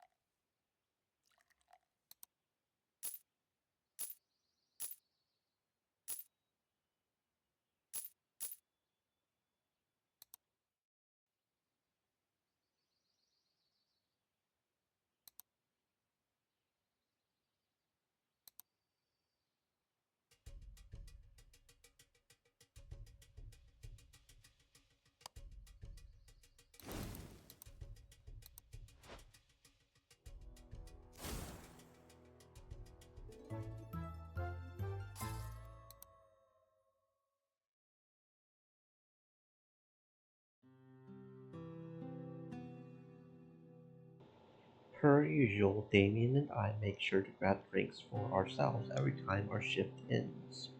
I place two alcoholic beverages atop the bar counter where he and I are seated before closing time. But then, today I decided it would be different. I invite Damien to drink outside. Are you going to tell me something? My eyes widen in surprise and I almost spit my drink. Whoa there, what do you mean? I just feel like you're preparing to say something. Am I wrong? No, not really. I chuckle to myself, and I look up at him. His eyes are expectant for some reason. You read me good, Damien. In truth, I did want to break the news to you tonight. What news? I paid my debt for the bar just yesterday. Truly? Oh, congratulations. His eyes are suddenly alight with joy, and my heart skips a beat. It is indeed a glorious sight to see someone you care about share your successes, your happiness. I would pay any debt every day just to see his eyes light up again and again. Truth be told, I could not have done it without you. You pay for my services here, you know. Still, no one is as capable as you when it comes to making my place clean and comfortable. That is something I am always grateful for. It is you I am grateful for. Then there is a sudden silence. My gaze slides over him. Damien now appears rather gloomy, an utter contrast to his bright pictures when I told him the news. He is looking down to his feet, chewing on his lower lip. Damien. He lets out a heavy sigh before he tilts his head to meet my eyes. While I am certain mine bear a curious impression, Damien's eyes carry a tinge of regret. Regretful, but sure nonetheless. I have something to say, too. For a peculiar reason, my chest feels tight. I do not anticipate whatever it is he is about to say. Somehow, there is a firm belief within me that proclaims Damien as but a conveyor of grave news. Damien, I'm leaving Ikkarus. My brows rise, and I cannot mutter a word, a syllable, within the subsequent passing of time. All the courage I mustered is gone. You... what? I'm sorry if this came out as a surprise, but I'm leaving. Leaving what? The bar, your work, the town. Me? Yes, I have already found a probable new workplace past the town borders, and why? He stops abruptly, and I discern the familiar shame and sorrow resurface across his features, his movements. He suddenly is stiff and looks away. I press him for answers. Why are you leaving? It's best if you do not know. I think I deserve to know. Well, I'm leaving because of you. What does he mean by that? My head is pounding. I was about to mumble something else when Damien cuts me off. I'm in love with you, Ikkarus. My mouth is now hanging agape, utterly speechless.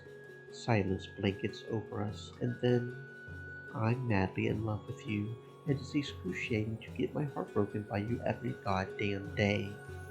It hurts not to be reciprocated, and it hurts more when I try to make myself believe we stand a chance, when clearly you don't.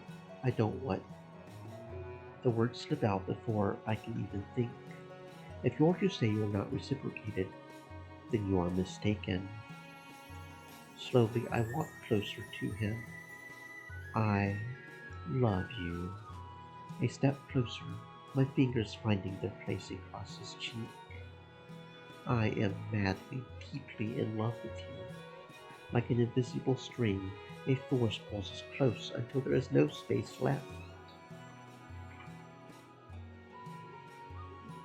My lips press against his, soft and sweet, and his hands make their way around my torso. He whispers my name, and I his, and everything seems to have faded away.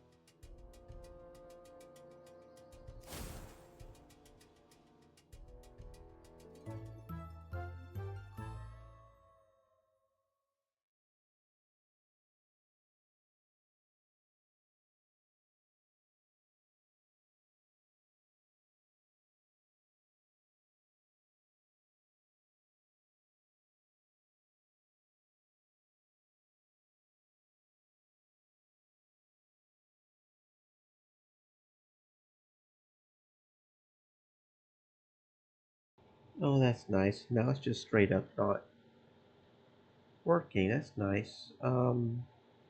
We seem to have a black screen. Where's my reward screen? That's nice. Okay, yeah, this game is clearly not very optimized, like at all. That's nice. I guess I should have saved a bit more there. I wasn't expecting an actual black out there. I was thinking about saving because there's an achievement for getting 3 wins with each monster type there. Uh, okay, yeah, this game is clearly not optimized very well.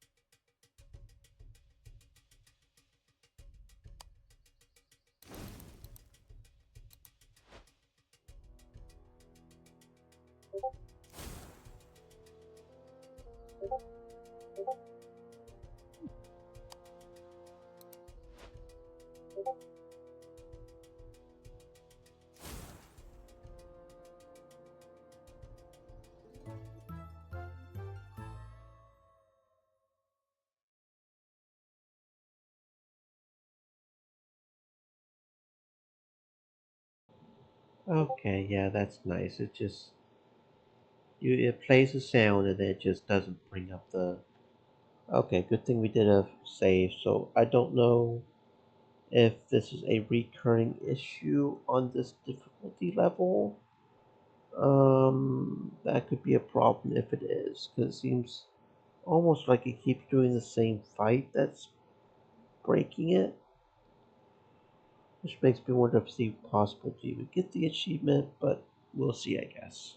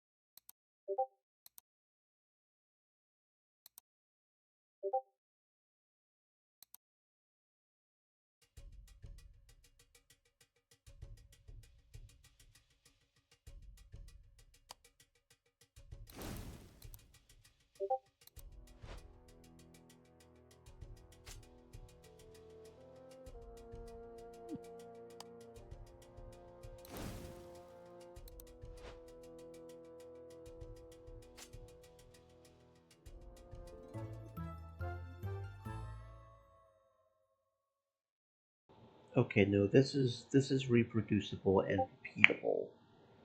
This is happening on the same fight every single time. I don't know if it's a difficulty level. I don't know if it's a specific fight we're doing, but we clearly have some sort of roadblock here where it's not even going past the fight on hard on the insane difficulty here. It's just straight up. No, it's just straight up. It's just straight up locking up. So that's nice. Um, yeah, that's nice because it's just straight up. It's reproducible. You're doing it over and over again at the exact same time in hell mode. What is the global 1.5% of people have gotten the hell mode achievement? So I don't know if 1.5% of people have cheated, if this is a recent break in the game or what, but it seems to definitely be a break in the game because we're repeating it. Yeah, this game is clearly not very polished. Yeah, that's okay. Let's try that one more time. We'll try the orc one more time, then we'll try on goblins. If goblin also freezes, if it's just a stay period. Um, doot doot. There we go. So it's not that hard to win. It's all just RNG and just if he does what the odds say he's probably going to do kind of thing. It's not that hard to actually win. There's almost no thought put into how to fight here. Not almost none. You do have to pay attention a little bit. Yeah, no, it's reproducible. It's this exact fight that's getting frozen every single time. Okay, so the question is the goblin as well? Because we got past it the one time. Right, so is it just the orc that's freezing up on us, or is it the goblin as well? If it's hard mode, period, that we can't get past a specific fight on, I mean, you know? Okay, let's try um, a goblin fight, see if that freezes as well. Maybe we can get past it somehow. Um, magic, so attack. Boom. Okay, there we go. There is definitely a difference between the modes, because that would have normally killed him in one shot, I feel like. Okay, yeah. So is this going to freeze too? Yeah, no, the fight's just freezing, period. On day, what, 6, 7? Once you do it, no matter which fight you do, it's just freezing up in hell mode, period. So that's nice. We're definitely reproducing the bug. So it's definitely a bug. It's definitely a broken script here. That's nice. I guess I'll just get the other endings with the other two characters and go from there.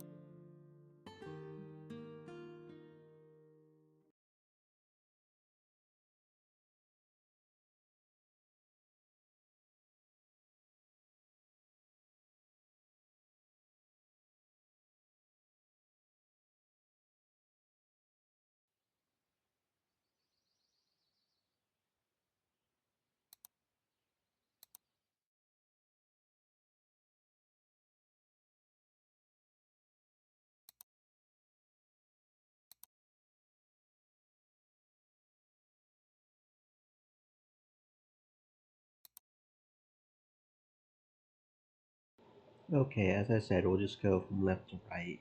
So we'll do Orak next. It has been hours since I got stuck in the bar with this idiot orc. I mean, idiot as an endearment.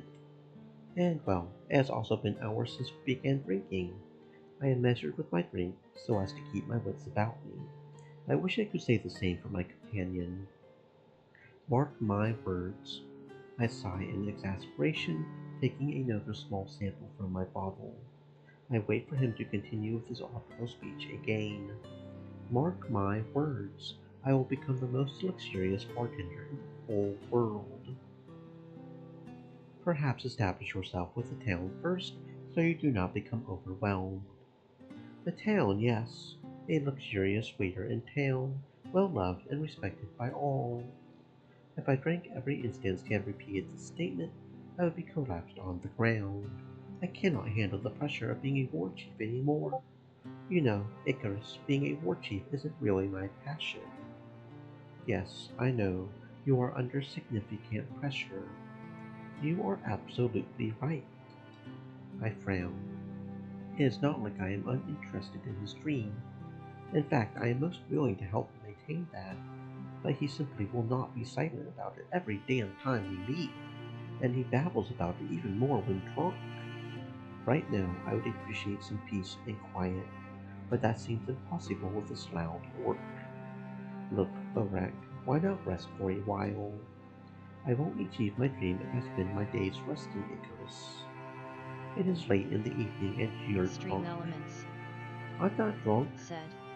He downs Stay another moist, my bottle of friends, vodka hydrate. upon saying that. I cannot help rolling my eyes. Seeing him grab another bottle, I realize I have no choice. I decide to follow along and see where our vestiges of sobriety will take us. Hopefully not to horrendous lengths and heights. Wait, is it my eighth beer yet? As I prepare to count, a thick, heavy laugh sounds across the bar. Orak is cackling with satisfaction, seemingly too happy with himself. He downs a new bottle. I wonder when he will stop. Icarus, I'm going to make my dream come true. I'm going to be a luxurious waiter. Yes, I know. Then again, I am left with no choice. Going along with Oryx's repeated speeches on war and being a waiter is wearing on my nerves. Orki-san, I tire of it. On a whim, I lose track of my beer, and I feel my head pounding at excruciating intervals. I turn to look at our bottles, a mix of empty and to be empty, and it seems I ended up drinking more than I can swallow. My head is suddenly light, and the bar's candles are spinning beams of yellow in my eyes. I lean into my chair. It is only then that I realize I am sitting on a bar stool and that there is no backrest. I tumble to the floor, hit my head, and finally a scrape or rags lathering. I wake up to a punishing hangover. My back is throbbing alongside my head, and my entire body feels numb, yet drained, as if I awoke from an arduous mountain trek. Despite the unpleasant sensations, I turn myself around, propping my forearms on the wooden floor. I squint as my eyes readjust to the radiant natural light streaming through the windows. And then, with some force, I sit myself upright. I breathe in and out. I turn my head to where the sound came from. Oh, you, you big idiot orc. Orak is on the floor, lying on his back and looking perfectly comfortable. He is still fast asleep, and I suppress a chuckle when I see him drooling a bit. He must have passed out last night, too, right after I envy his easy rest, though. He hums with each rise and fall of his chest. His mouth agape with drool and his restful, slumbering expression give him the appearance of a babe, a rather large babe, albeit. I nudge him a little to see if he will wake up. Orak, wake up. I give him another nudge. Then I tap his arm twice, thrice. You are a heavy sleeper. How do you sleep this well when a war chief? I will fulfill my dream and become a luxurious bartender. A chuckle escapes from my lips. Really, even in your sleep, Orak, you are utterly committed to that dream. You truly detest being a war chief. He does not answer. Instead, he seems to have fallen deeper into his dreams. You do not plan to wake up and aid me, do you? I rap my knuckles on his forehead. Orak does a low tsk with his tongue, but does not wake up. Fine, you may sleep now. I will not bother you. Thanks, man. Appreciated. What the fuck? Orak sniffs loudly before turning himself to face away from me. I sit on the floor utterly dumbfounded. Was this idiot awake the whole time? Were you goddamn awake? Hey! I nudge him again, this time harder, but he refuses to budge. It is as if a rat turned a page and suddenly he is truly asleep. What is wrong with you? I fight the urge to land a blow as punishment for his deceit. He does deserve the break after working so diligently. And well, and maybe he is already a bartender in his dream.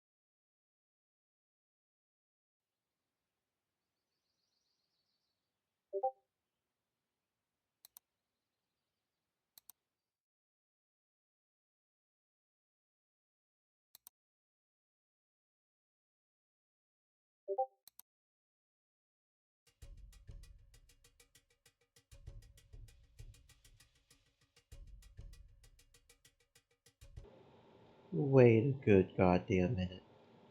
That's a different slime. That's a different slime. What? That one's pink. What?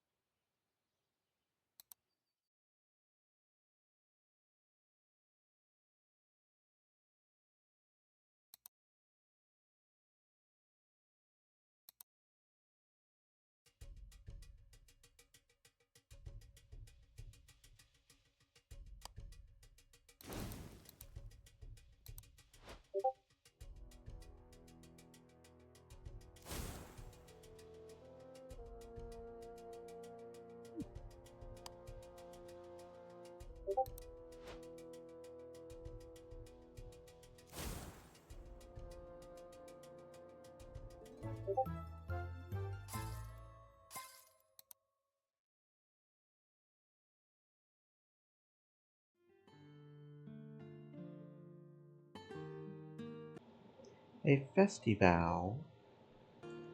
Yes, a festival. The entire town is said to be going, and even those from the neighboring cities will attend. He places a sheet of paper atop the bar counter containing the information about the upcoming festival. Listed here are the myriad events and trades to expect across the grounds, such as games, food stalls, and many items for barter. O'Reilly points out something written on the sheet. I take a small peek. See that? It'll go on for an entire evening, and there are trades everywhere. Don't you think this is a great opportunity to do some marketing? We can promote the bar and earn some more customers. Indeed, it is a great idea. Should the two of us attend, or should we hire someone to assist us? We can do it together. Just be prepared to run around the grounds for at least 12 hours. We could also distribute knot ices across town. Yes, but we'll need something for that. The rack rounds the bar counter to grab some spare scrolls underneath. He picks up a metal pen and starts scribbling. What are you writing? I'm writing down stuff for our posters and promotion sheets. He asks me to wait, and I sit beside Orak for a few minutes as he writes down the necessary information for marketing the tavern. Quite soon he finishes and folds the scrolls before placing them inside his bag. Where are you going? You mean where are we going? And to promote the tavern, of course. What are these scrolls for? My brow arches in confusion, and I take another look at the festival sheet. Is today, in the evening. I did not realize. I snatch my satchel in haste, and Orak gestures for me to come along. He takes the lead and exits the door, and I follow suit. It has been at least 3 hours since Orak and I started our busyness promotion. Starting from our neighborhood, and now the outskirts of the town, none of us seem to tire of handing out promotional sheets. In fact, Orak appears to be enjoying himself very much. Here you go. If you bring 2 or more friends, there will be a discount or a free drink. Come and visit us. Sure, we'll make certain to visit soon. The third Sycamore village is a little far, but Orak and I shoot each other a look. Third Sycamore village. Pardon me, is Third Sycamore village the address written there? The stranger glances at the promotional sheet and nods. Yes, there are 3 villages, and the third's the furthest from mine, but I'll still go. The bar is at the second village. Orak was mistaken. Perhaps it slipped his mind. No, it is actually located in the second village with the same street and block number. We apologize for the mistake. Well, in that case, I'll definitely come visit. Catch you later then. What, yes, thank you. Orak and I patiently wait for the villager to walk off. I could feel Oakinson's tension rising with every step the villager took. I look over at him. His jaw is tense and coated with enlarged veins. He is going to burst. I attempt to speak in my most calm, even tone. Orak, it will be okay. Curse the gods. Why do I mess up everything? Oh dear. Orcs do have such nasty tempers, do they not? I better try and calm him down. Mistakes happen, Orak, even to the best of us. Orak raises his fist and smashes it through a nearby wood barrel. The force scared all the villagers nearby. At least the barrel was empty. After receiving some judgmental looks from the frightened crowd, I hear Orak take in a deep breath. I put a supportive hand behind his back and rub him tenderly. His tensing muscles ease ever so slightly under my touch. There, you are all right. But is everything all right here? Suddenly a familiar, slender man approaches us. His delicate features and soft expression are instantly recognizable. Damien. Yes, everything is fine. Are you sure? I was told to come investigate a situation near this area. I heard something about an orc getting into a fit of rage. Damien, who is usually quite shy and submissive, makes pointed eyes at Orak, while subtly nudging the bow and arrow on his back. Orak freezes. He looks truly disappointed in himself, and it breaks my heart. Everything's fine. We just ran into a little incident. What kind of incident? Orak finally decides to break his silence. I wanted to put up posters for the new bar, the one Ikkarus inherited, but I put the wrong address, and, well, I got upset. I'm sorry. Damien looks at Orak suspiciously, then looks off to the side while rubbing his chin, deep in thought. I see. Well, as organizer of this festival, I feel obligated to help you. No, you really don't. Damien simply ignores Orak and digs into his bag to pull out two large pins. You're lucky I had these on me. Now, why don't you get out there and change those addresses quickly before these lovely folks get sad when they don't find your bar? I look over at Orak, who is already staring at me. We both held newfound optimism in our eyes. We nod at each other before each taking a marker out of Damien's hand. Let us begin. I look over at Orak with a mischievous look. I bet I could get more posters than you. Oh, you're on. The two of us excitedly run into the night, changing all the addresses on the posters to the correct one. Although Ulrich's plan was imperfect, it was still his courage and enthusiasm that brought more exposure to my bar. And in the end, we were able to achieve what we set out to do. Adventures with Ulrich are unpredictable, but I shall never be bored with him at my side.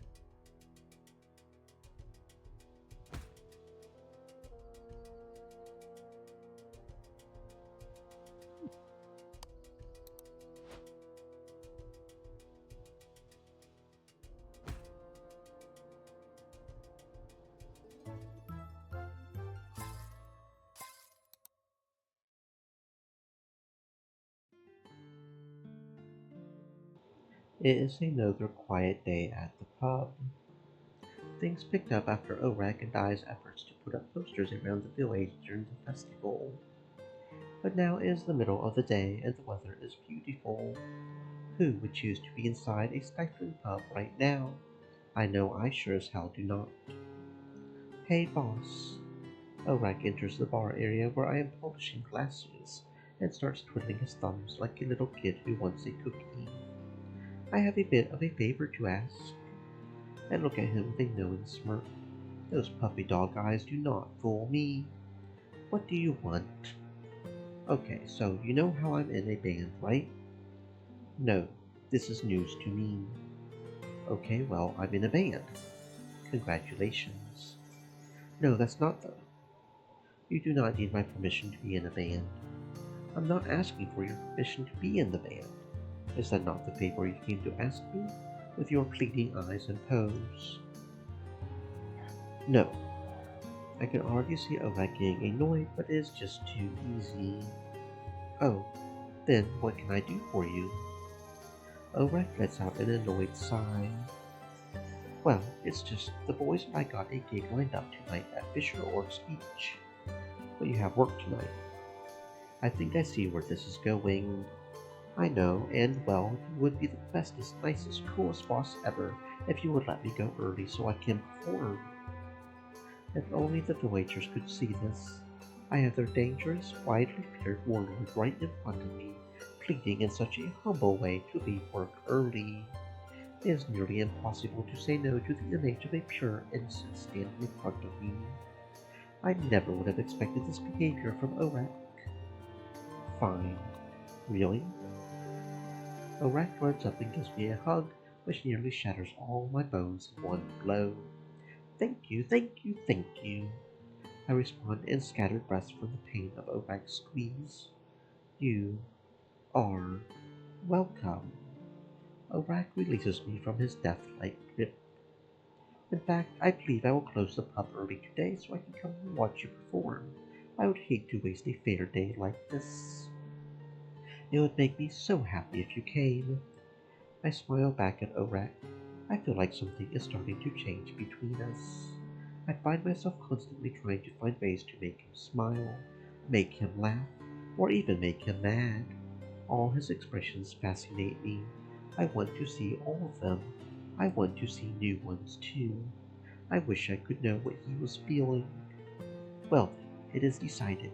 Let us close the shop and walk to the beach together. You got it, boss. After sweeping up the pub and locking the doors, we make our way to the beach.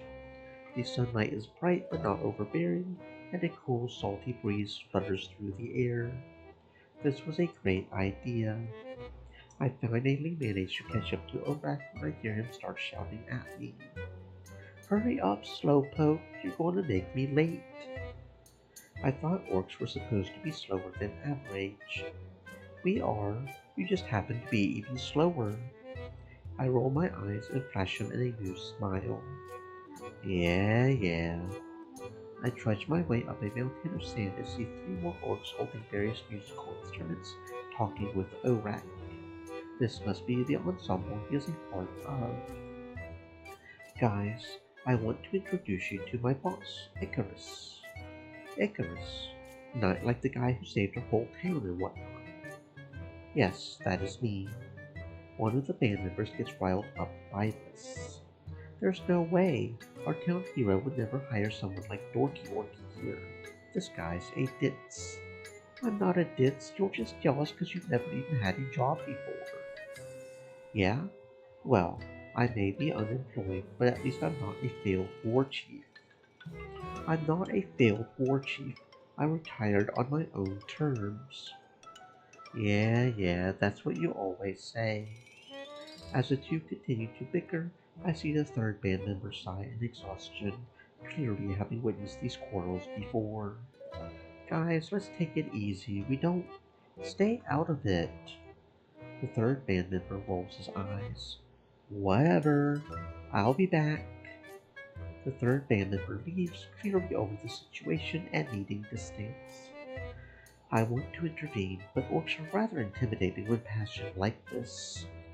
When will you ever just shut up and mind your own busyness? Not till you fight me. Bring it on. The two powerful orcs start to tussle. The first band member walks over to me with his headphones low. God, these two are so easily provoked, I swear. I can see. I mean, look at them go. Orak and the other orcs start casting strong blows to each other's face and chest. Clearly, the poor orc's strength is far outmatched by that of Orak, but his is still able to hold his own. Help! Help! I look over in the direction of the frantic voice. A villager is wildly running to us, arms flailing all around them. The disruption is enough to break Orak away from the fight. I run over to the villager and grab them by the shoulder. What is it? Has something happened? An orc. He's drowning. Where? In the ocean. Right there. I look out to the shore. I can see the flailing limbs of a green-skinned orc bobbing around in the ocean's waves. It is the same band member who took off while Orak was fighting. In a moment's not ice, Orak takes off to the shore. He masterfully strips off his shirt and pants as he runs, entering the ocean water bare-bodied with maximum momentum. It may be an inappropriate time to be thinking about this right now, but my god, is Orak ripped. Orak swiftly rescues his drowning band member and hurries him out of the water. Every muscle of Orak's wet skin glistens in the sunlight. I've got him! A healer standing watch nearby runs over to begin performing CPR. That was amazing, Orak. It has been quite some time since I have seen you take action, but wow, you blew me away. I look Orak up and down and admire all that is now revealed. His muscular figure is like a work of art. But I realize my stare is making Orak uncomfortable. Well, thank you for saying so. I cannot help but tease as Orak's cheeks become red. What is with that blush on your face? Did my compliment embarrass you? No, I just realized I was practically naked in front of you. No need to feel embarrassed. I have seen it all now. Orak squirms. It makes me laugh. Whatever. Let's just head back to the group. All right. Orak's band member was able to recover quickly thanks to Orak's timely intervention, and the orcs started setting up for their performance. They called themselves the Four Teeth, and they were a hit. Orak is a surprisingly good singer, and when the night is over, I found myself wanting to know what other talents Orak had. He has been in the forefront of my mind often now. Should I explore this feeling further?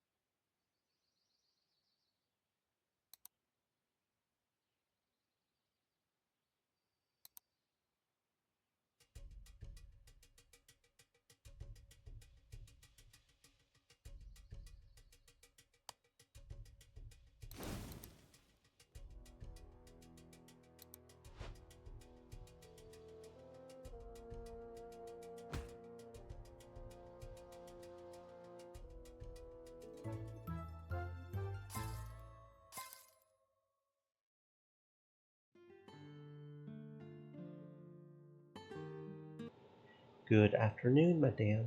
How is your day going? Oh my, what a well-mannered young man. Orak seems to be particularly focused on his serving duties today. I have received compliments about his work from customers, so whatever he is doing, it is effective.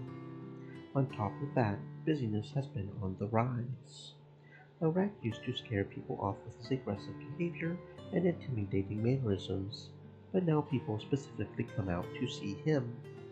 Honestly, I am very proud of his growth. He has truly been able to attain the goals he set out to achieve. What did you just say? Is it too late to take everything I thought back? I'm sorry. Did I offend you somehow? No. Sorry. Please excuse me for a moment. My favorite angry My favorite angry orc starts stomping my way. Even when he is angry, I find him lovable. God, my thoughts have been strange lately. I put down the glass I was polishing and look at him with a calm smile. What is it this time? Have you heard about the cooking competition taking place in town? No, I do not believe I have. Well, it's taking our busyness. What do you mean? I kept offering customers our delicious special of the day, and no one was biting. Now I've come to find that it's because everyone's saving their appetite for this stupid food event. It is fine, Orky. Oh shoot, the nickname just slipped out of my mouth. I clear my throat. The festival is temporary. I'm sure people will start ordering food from us again when it is over. I... Orak is squirming, attempting to regain his composure. From being happy to mad to embarrassed within a matter of seconds. I think Orak is not quite sure how to feel right now. He lets out a sigh and pretends to adjust his shirt. Well, we should be there, don't you think? Why? I think it could be another good advertising opportunity, don't you? Well, yes, but we cannot just leave the pub. What about our customers? Suddenly I realize. Wait, where did everybody go? I swear this place was lively just a second ago. Now it is a ghost town. I think I accidentally scared them off when I yelled. Oh, I guess that solves that problem. All the more reason for us to go. Well, I suppose you are right. Let us close up and head out. We finally make it into town amidst a buzz of excited, hungry villagers waiting to try the various delicacies put out by aspiring chefs. I look over at Orak, still huffing and puffing away. He can get so caught up in such trivial matters. It must be the orc in him. Orak, everything is all right. Let us enjoy ourselves and not worry so much about the busyness. But this is not okay. Everyone's missing out on your delicious food because of the stupid event. I know, but busyness has been pretty good as of late, and it is all thanks to you. We can celebrate a little. All thanks to who? I give Orak a big poke to his chest. You silly. Many customers have been telling me how friendly and welcoming you are. I think it has truly made an impact on the pub's growth. But how? I mean, even today I yelled and everyone in the pub got scared and ran away. If anything, I feel like I've hindered you. I walk over to the sad orc and rub his back consolingly. Nonsense. We all have our setbacks, Orak, but true strength lies in our ability to recognize those setbacks and move forward. You have true strength. You always push forward no matter what. And as a result, I have seen you grow and develop a community that adores you, rather than fears you. This probably sounds foolish coming from me, but I am so proud of you. I hope you can be proud of yourself too. I don't know what to say, but thank you. I'll think about what you said. I give Orak a few pats on the back. He straightens his posture, looking refreshed and ready to enjoy the day. Well, at least until... Well, am I excited to see you two? I instantly recognize that slithery voice. Zistran. Hey boys, what are you doing here? Your attitude is not much appreciated. Do I look like I care whether my attitude is appreciated or not? Zistran pretends to carefully observe Orak's face. It appears you do not know. Becoming quite accustomed to Orak's loose cannon of a temper, I quickly step in to de-escalate their little quarrel. I give Zistran a pointed look. All right, you have had your fun. But really, what are you doing here? I'm in the cooking competition. You want a sample? I recall the last time I tried this trans food. My stomach did not forget me for days. I think I will pass on the opportunity, but thank you. Whatever. Orak. Sistran holds out a ladle to Orak, offering him a sample. Orak looks at me and raises a brow. He is clearly trying to ask me what Sistran's food is like. I give him a subtle shake no of my head. There's no way Orak could handle how spicy Sistran's food is, especially since orcs have some sensitive palates. No thanks. What, seriously? Are neither of you really going to try out my dish? I shrug my shoulders. We're just not hungry. Sorry. Zistran glares at us while stroking his chin in thought. How about a deal then? What kind of deal? If one of you samples my food, I'll advertise your pub in the underworld. Wait, that could be greatly beneficial to business. Not many people on the surface have access to the underworld. This could be my chance to spread awareness of my pub to an entirely different region. And I know Zistran has to keep his word because devils are not able to go back on their word. I'll do it. No! I grab Orak's wrist and quickly make my way a few feet away from Zistran's stall. Are you out of your mind? I know orcs have sensitive palates, and Zistran's food is hotter than a literal dragon's breath. Do you understand?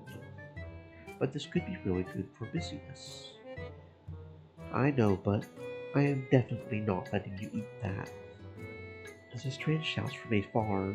If you don't make up your mind soon, I'm calling off the deal. Wait. I run back to Zistran's stall. Here, give it to me. Coming right up. Zistran ladles a soup the color of the rising sun into a cup and hands it to me. Orak stares with a mixture of surprise and nervous anticipation. Bottoms up. I chug the entire contents of the cup into my mouth and swallow as fast as I can. Holy mother of hell, hot. Involuntarily, I fall to my knees while panting like a dog in heat. What did you think? You can be honest. It's pretty good. I cannot speak. My throat is as dry as the summer desert. I don't think he cares much for it. That's too bad. Orak rolls his eyes and lifts me off the ground back to my feet. I can hardly see a thing through my burning hot tears. Gods, do I feel miserable? A deal's a deal, Zistran. Yeah, you know Devil's Code and all that. I'll keep my word and spread news about your pub in the underworld. I cough a few times, slightly relieving myself from my spicy torture. Orak turns his attention to me. He draws close, and I can make out his concerned expression past these burning tears. Let's get you back. I think you need a cold shower. I manage a croak. Yes, please. He lifts me onto his back. I rest on the ripples of his muscles lazily. That's pretty courageous what you did back there. You know, I've always admired that about you. Your courage. I wish I could have courage like that. You have plenty of courage. What is he talking about? Orak is fearless. Don't worry about it. Let's get back. Orak managed to carry me all the way back to the pub with absolute ease. I took a cold shower, finally relieving myself of all the spiciness lingering in my body. And as I tucked myself into bed that night, I tried to relive the feeling of laying against Orak's wrinkled back. The thought soothed me to sleep.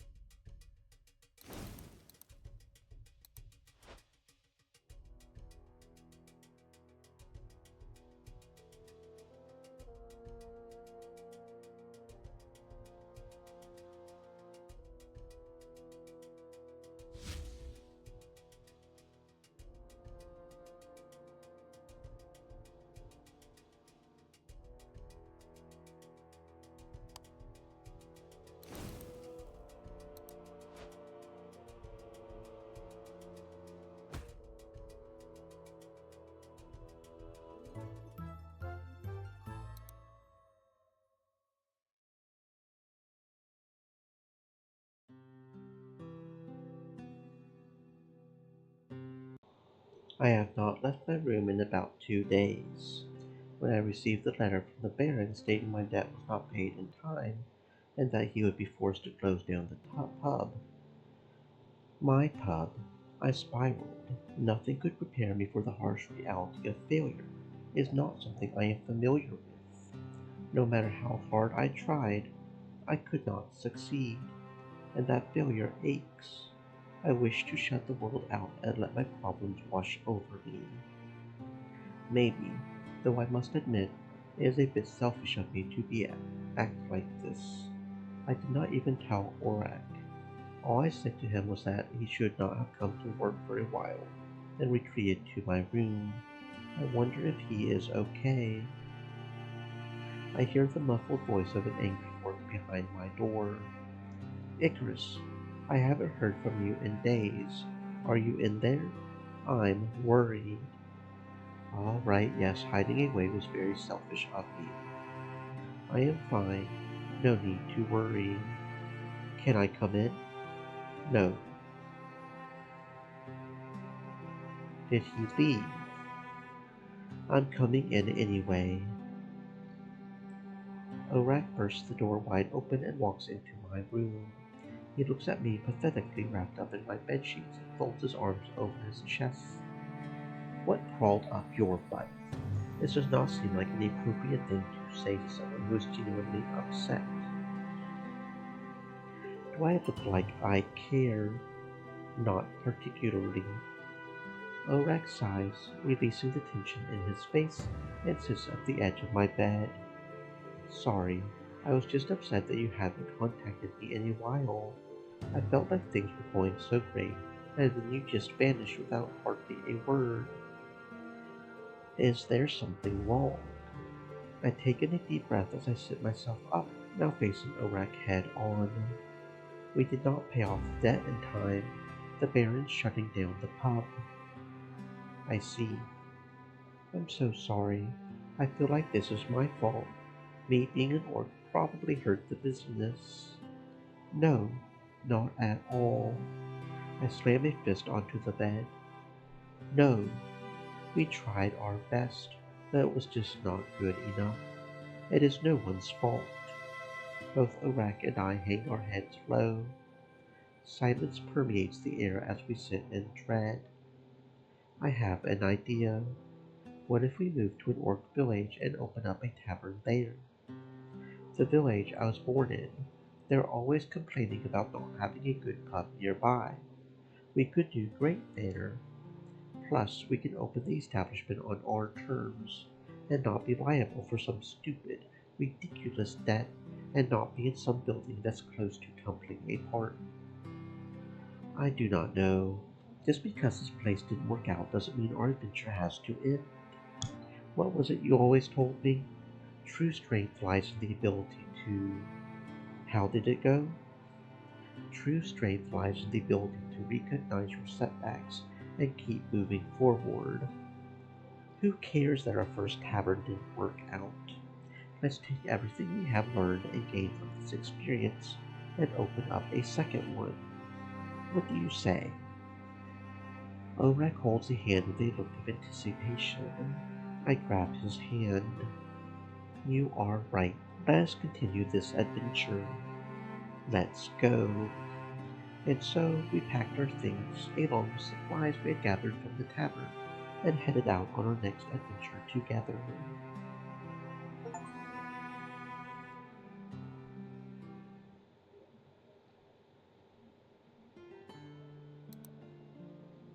And it's weird that this is another reproducible bug here.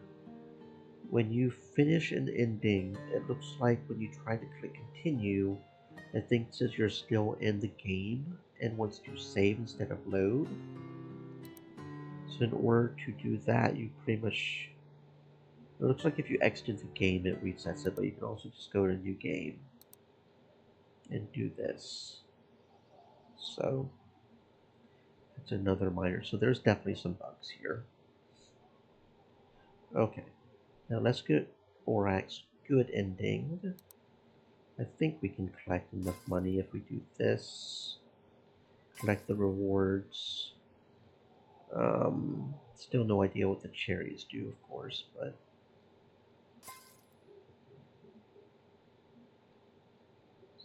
not completely sure about that one. Okay, so we've collected all of those. Now let's work. Use since see that's not working either. Yeah. I should have access to all ingredients, but I don't.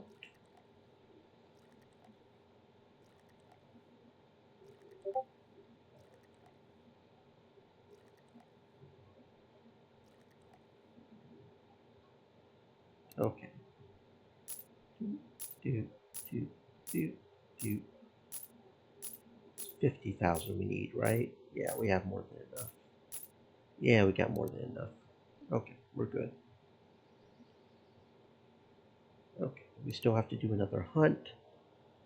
Not that this hunt even makes any sense because we can't do anything with the goods we get from it.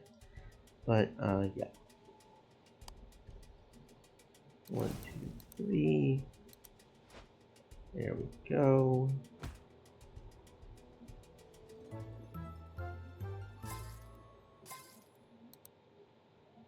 Okay.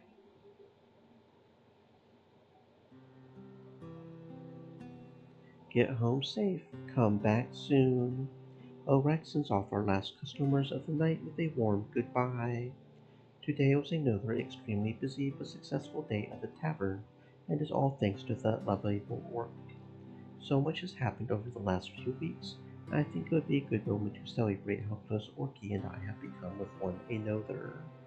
I also have some news I believe will make him utterly ecstatic. I invite him to go outside. What you staring at?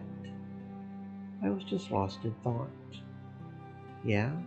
Well, we got work to do before closing, boss. Better get your ass in gear. And when did you start giving the orders around here? I think we both know that I am the one pulling the reins in this relationship. And what kind of relationship is this again? Well, what do you mean by that? Nothing at all. I jest. I hate when you tease me. But I love teasing you. So you like making me mad then? No, but I do enjoy making you pout. Pout? Orcs don't pout. Maybe not all orcs, but you certainly do. No, I don't. Yes, you do. I will prove it too. I walk over to Orak and draw close until I can see his face down to the pores. Oh, what are you doing, Ikkarus? I am showing you how you pout. See, your bottom lip. I gently caress my thumb over his mouth. It protrudes out when you pout, like that. No, I don't do that. Yes, you do. It is terribly cute when you do it too. The atmosphere has changed. I initiated, but I feel like Urak is the one drawing closer. But first things first. I draw back, surprising both myself and Urak. Orky, can you sit down for a moment? I want to tell you something. Oh, sure. Urak sits on a wine barrel he cleaned earlier. I do the same. Then I hold both of his hands and look him in the eyes. I have some good news. Okay, what is it? The debt on this place? It is finally paid off. What? I thought you said it was basically a lost cause. It was, but because of you, busyness boomed. Everyone in town loves you and is always coming to see you. We were able to make so much money because of that. Wait, are you serious? Is this for real? You really get to keep the pub open. No, we get to keep the pub open, Orky.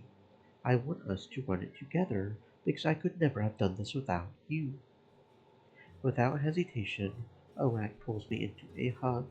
I feel him start to spill tears of pure, well-deserved joy. I can't believe this. I'm so happy that I could help you, and that I could be loved so much by others. I don't think I've ever felt this happy in my entire life. You deserve all the happiness in the world. Icarus, did you did you really mean what you said the other night about always being by my side? And about how I love you? Yes, I really meant it. All of it. Then, can I kiss you? I respond with the long-awaited rush of my lips. Warmth surged through me. Every instinct told me that this was right, that being with Orak was everything I had waited for in life. Not adventures, not treasures, not fortune, but this. Orak is what I have been searching for. Now we will spend the rest of our lives together, running the very place that allowed for our love to blossom. Yay!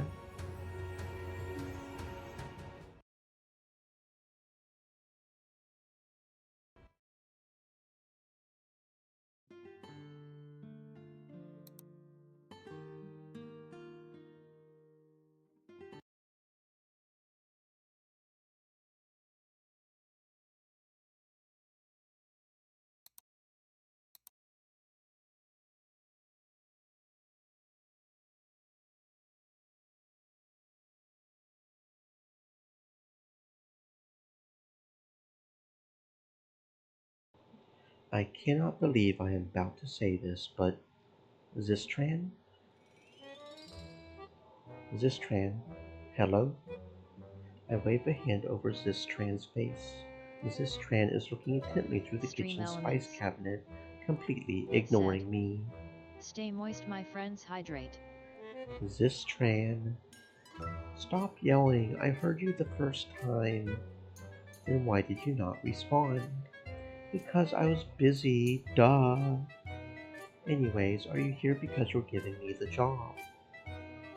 I am decidedly going to regret this. Yes, Zistran, I am giving you the job. Wait, are you serious? You're going to let me be the chef here? I nod gravely. Yes, yes, I am. Oh my devil, I can't believe this is actually happening. Seriously, thank you so much. I'll do my best not to make you regret your decision. Zistran rushes up to me and pulls me into a tight hug. This is not the reaction I expected.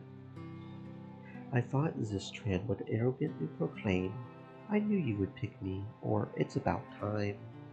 But quite on the contrary, Zistran's reaction was humble. I wrap my arms around him. I look forward to working with you. Me too. Zistran pulls me back by the shoulders with a bright grin across his face. I'd like to prepare a dish to celebrate the special occasion. Oh gods, I have yet to recover from the last meal he gave me yet. No, no, it is unnecessary. I ate a little while ago. Nonsense. I'm going to whip something up. It'll only take a sec. But Zistran already started walking away to prep the kitchen. Damn. It seems I must eat Zistran's food again. I hope to survive. His food nearly killed me last time. I sit at the nearby counter, mentally preparing myself for what's to come. One delicious meal coming right up. Bon appetit. That means eat up in Spanish. No, it does not. It means good appetite in French. Whatever. Just eat. I turn to look at the food. Breathe in, breathe out. Okay, I can do this. I take one bite and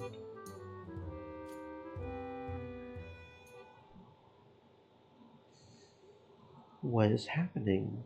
Why is my vision fading? Icarus, you don't look so good. Do you need some what? My eyes slowly blink open. The afternoon light coming from the windows is unbearable. Icarus. I make out the figure of a creature with horns. Oh, yes. I was with the strand, and He served me some food, and I see what happened here. This trans food caused me to lose consciousness. Oh God, this food is that dangerous. Icarus, are you alright?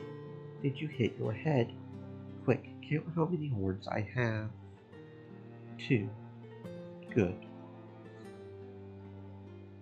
Wait, that question might have been too easy. Do not worry, Zistran. I am all right. I sit up after feeling my senses return. I'm so sorry that my food made you pass out. I think I put too much ficklefoot in it. You can fire me if you want. I know I'm not fit for this job. I can't cook something without somebody having a crazy reaction or nearly dying. It's no use. I should quit cooking. I place a firm hand on Zistran's shoulder.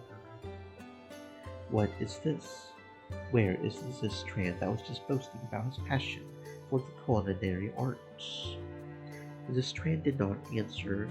He slumped down on the floor beside me and pouted. Icarus, why did you hire me? I find you handsome. For what? I jest, but sincerely, why do you wish to know? Clearly, I'm not a great cook. Why would anyone hire me to be a chef? Well, Zistran, here's the thing. Being back home after adventuring out on the road so long, I've learned something really important, which is, I do not know much. Clearly, I roll my eyes. I know nothing about cooking. Hell, I hardly know anything about owning a tavern.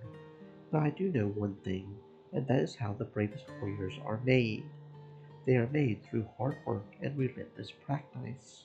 Even on their toughest days, through every setback, warriors push through. And I have seen characteristics of a warrior in you through your cooking. I know that if you continue persevering and dedicating your time to your passion, you will improve. And I guess I would love for you to be here so I can witness you grow and support your journey in becoming a chef. Thank you, Icarus. Thank you. By the way, you're not too bad yourself. What are you talking about? You know how you said you hired me because I'm hot earlier? Yes, but I just wanted to tell you that I think you're cute too. Oh, I thank you. I'm totally flustered. What is he doing? Zistran is drawing close to my face. He gives me an innocent kiss on the cheek. I'll see you tomorrow, boss. Zistran stands up and exits the kitchen. Gods, he had my heart racing for a moment. I hope everything works out with Zistran and the tavern.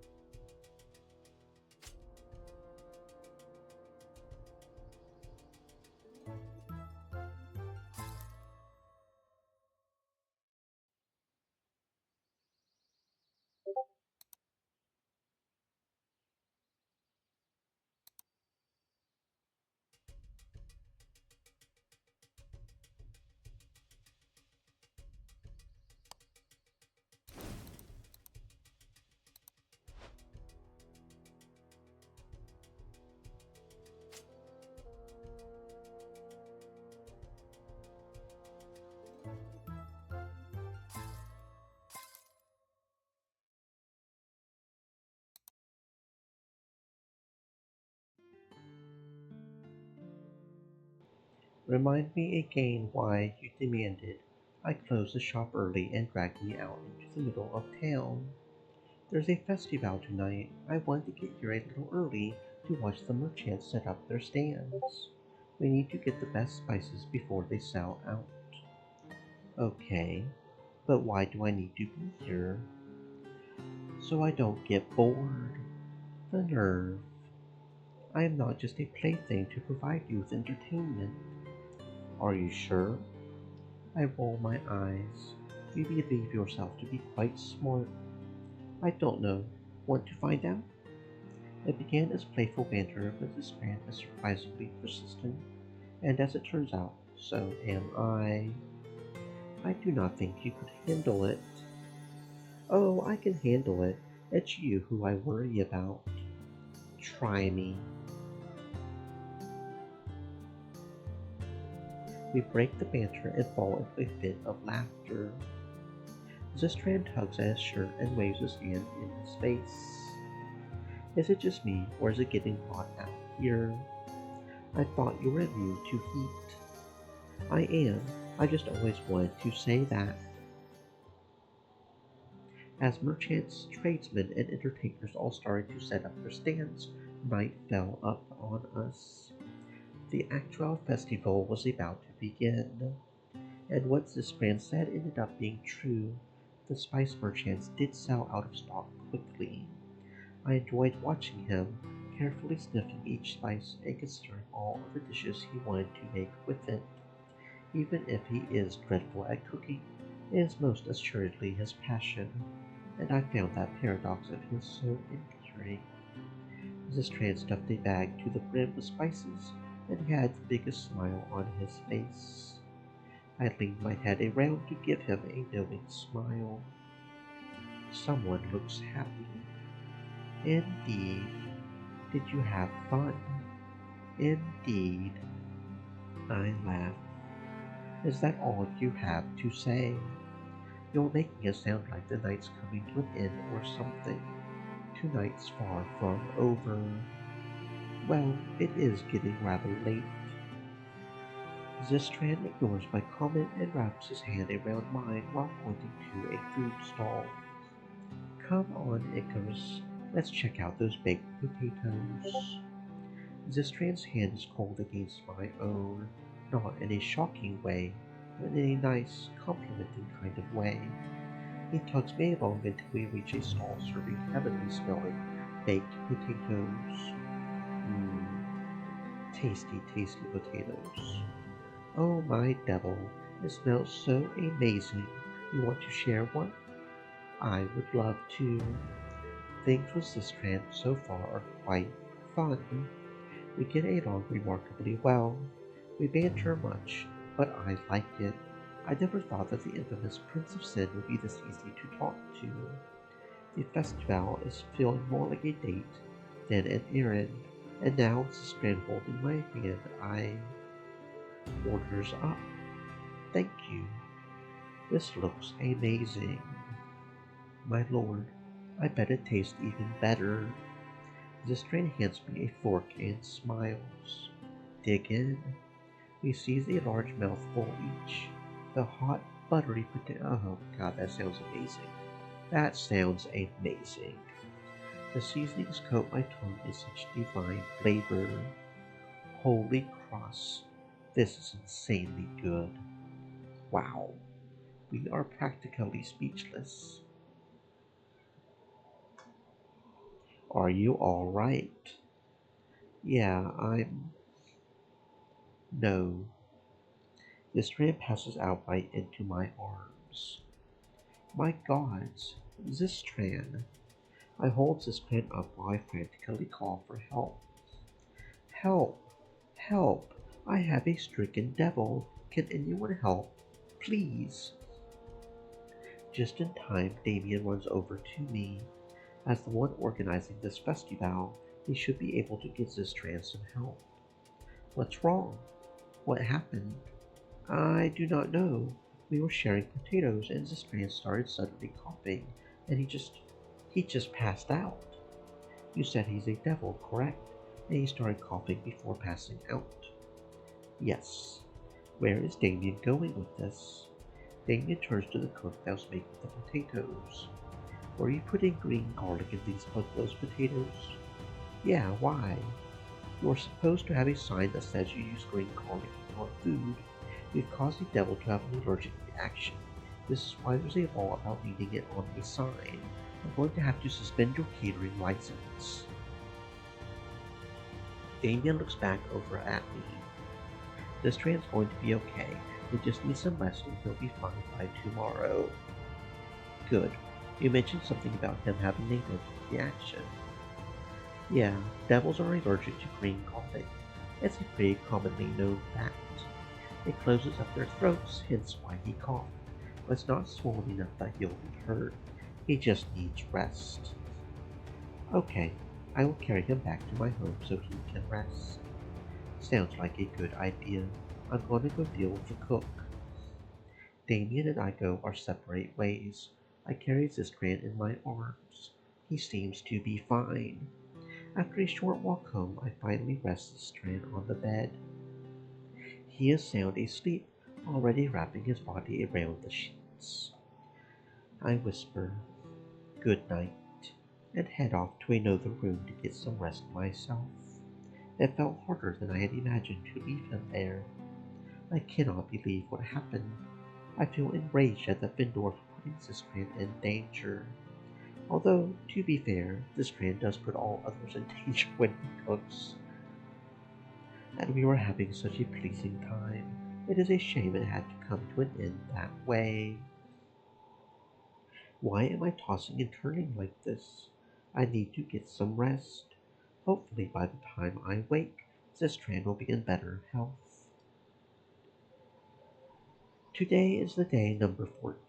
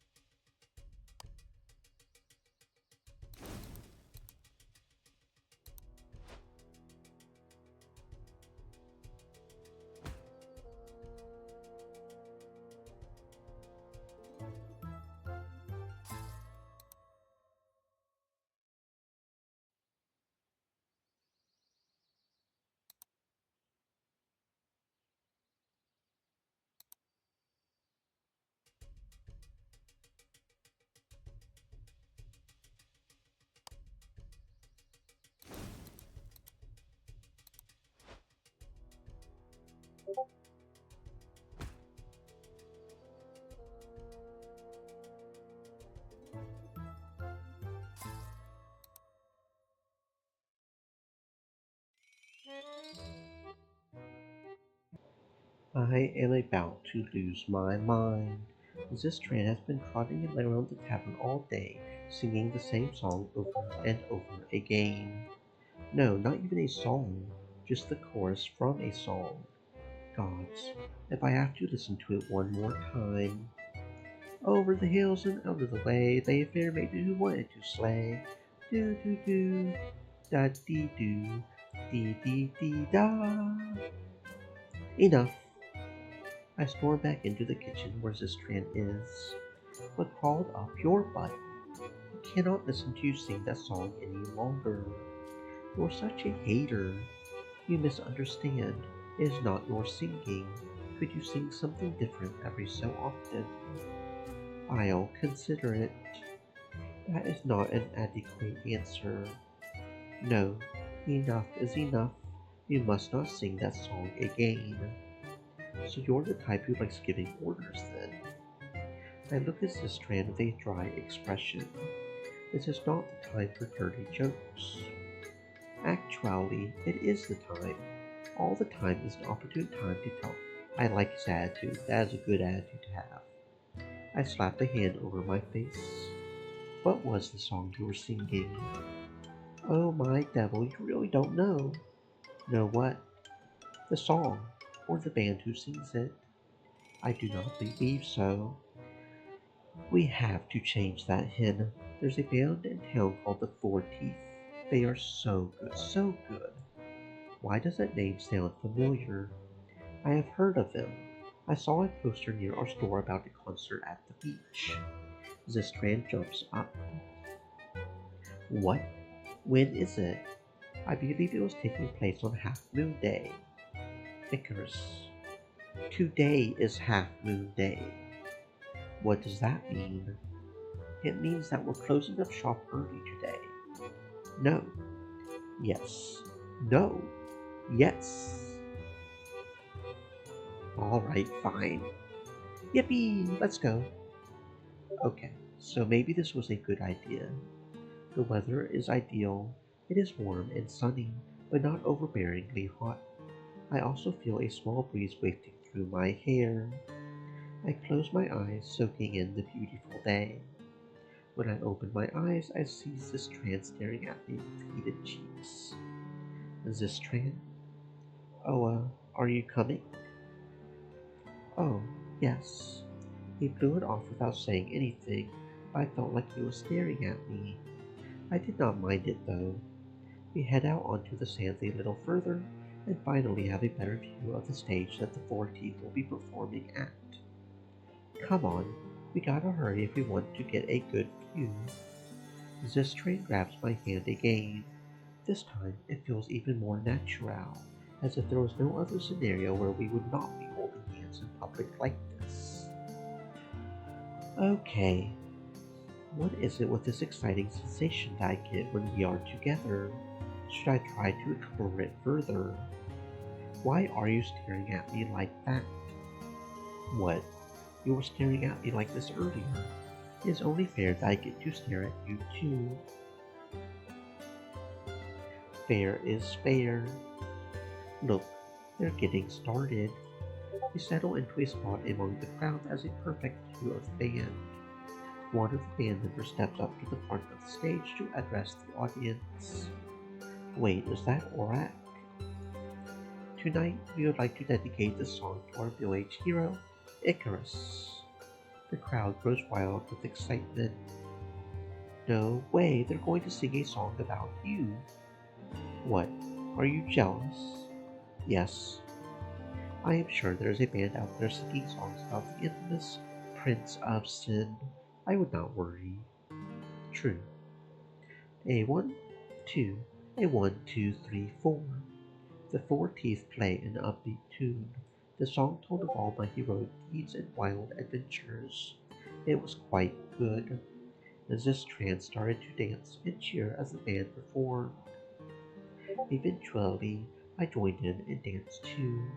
Our bodies kept bumping into each other, which made us laugh, but then we would return to cheering and dancing. We jammed out to song after song. Now I could see why Zistran insisted we come. I have not had this much fun in too long.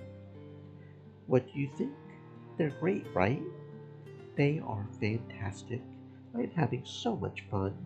Thank you for convincing me to close early. No problem.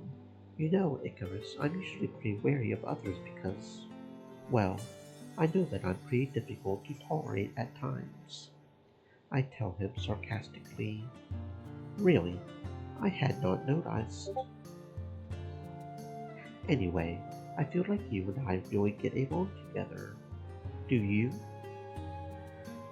Absolutely. All jokes aside, I truly enjoy spending time with you. Cool. Glad we're on the same page. This next song is so good. We have to. Zistran starts to winch and crouch over in pain, grabbing at his calves. That hurts. What is the matter? I have a leg cramp. I don't think I can stand. Darn it, just when they started playing my favorite song, too. I lift Zistran and put him on my back. What are you doing? I am offering you a lift so you can keep watching the concert. Okay. Are you sure you don't mind? Not at all. I do not want the fun to end quite yet. Zistran and I continued to sing and cheer as the concert went on. All I had to do was carry Zistran around for a few hours till his leg felt better.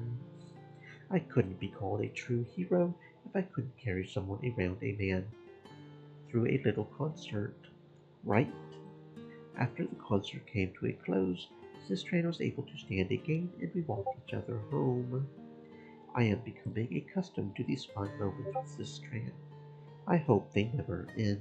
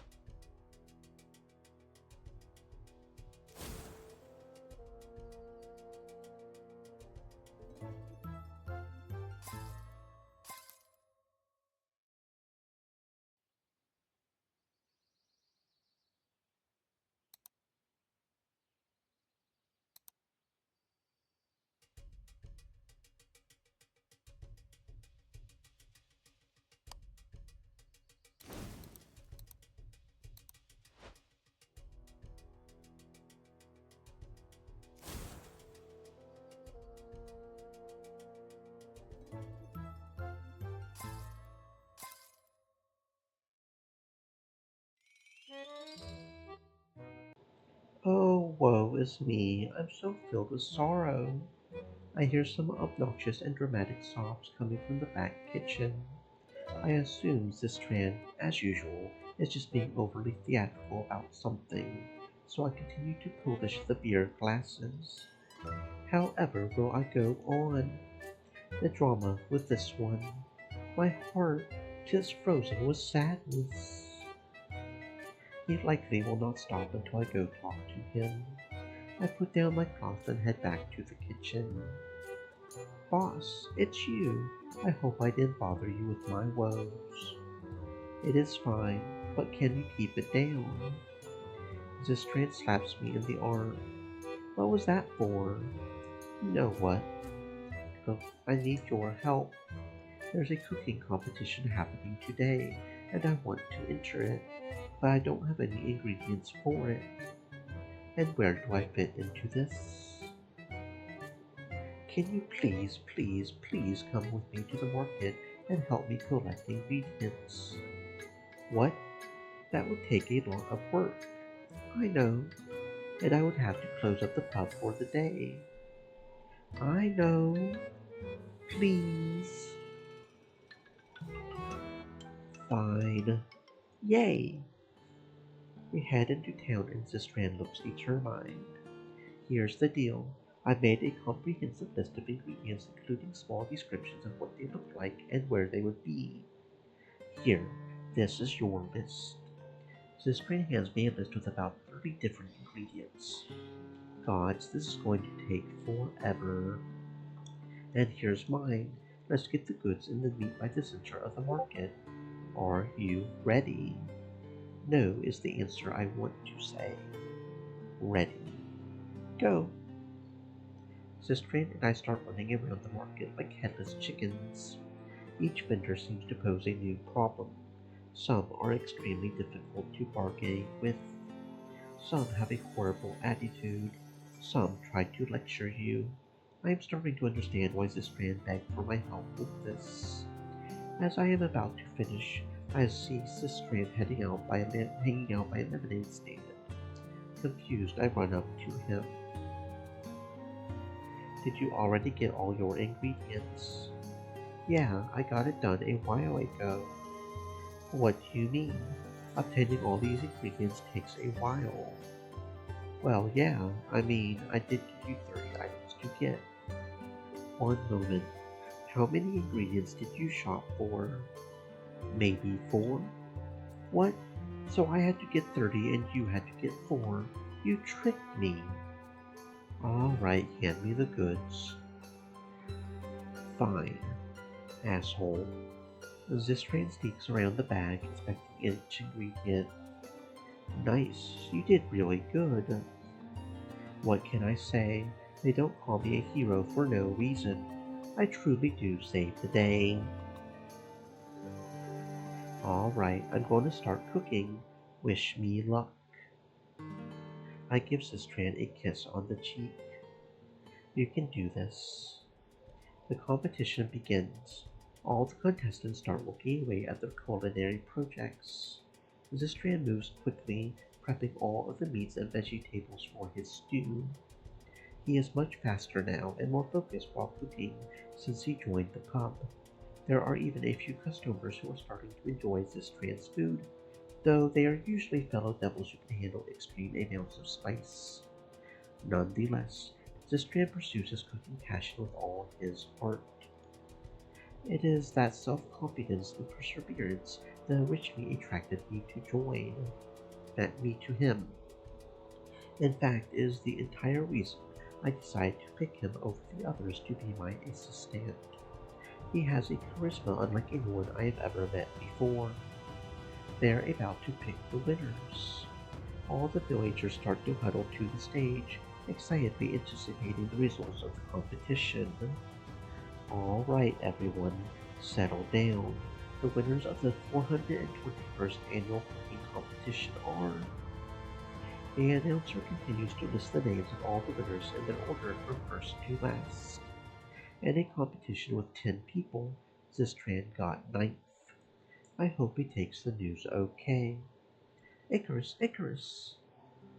Ikkarus, did you hear? Yeah. Listen, Zistran, you do not have to listen to the... Isn't this amazing? Did I miss something?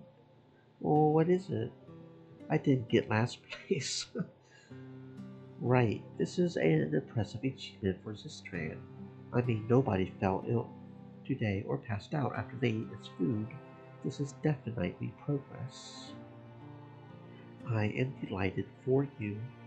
I couldn't have done it without you, boss. Zistran skips to me like a happy little kid. He hugs me tight while jumping around in excitement at his incredible accomplishment. Seeing him so cheerful makes me so elated that I start jumping around too. I love how excited you are. Are you kidding?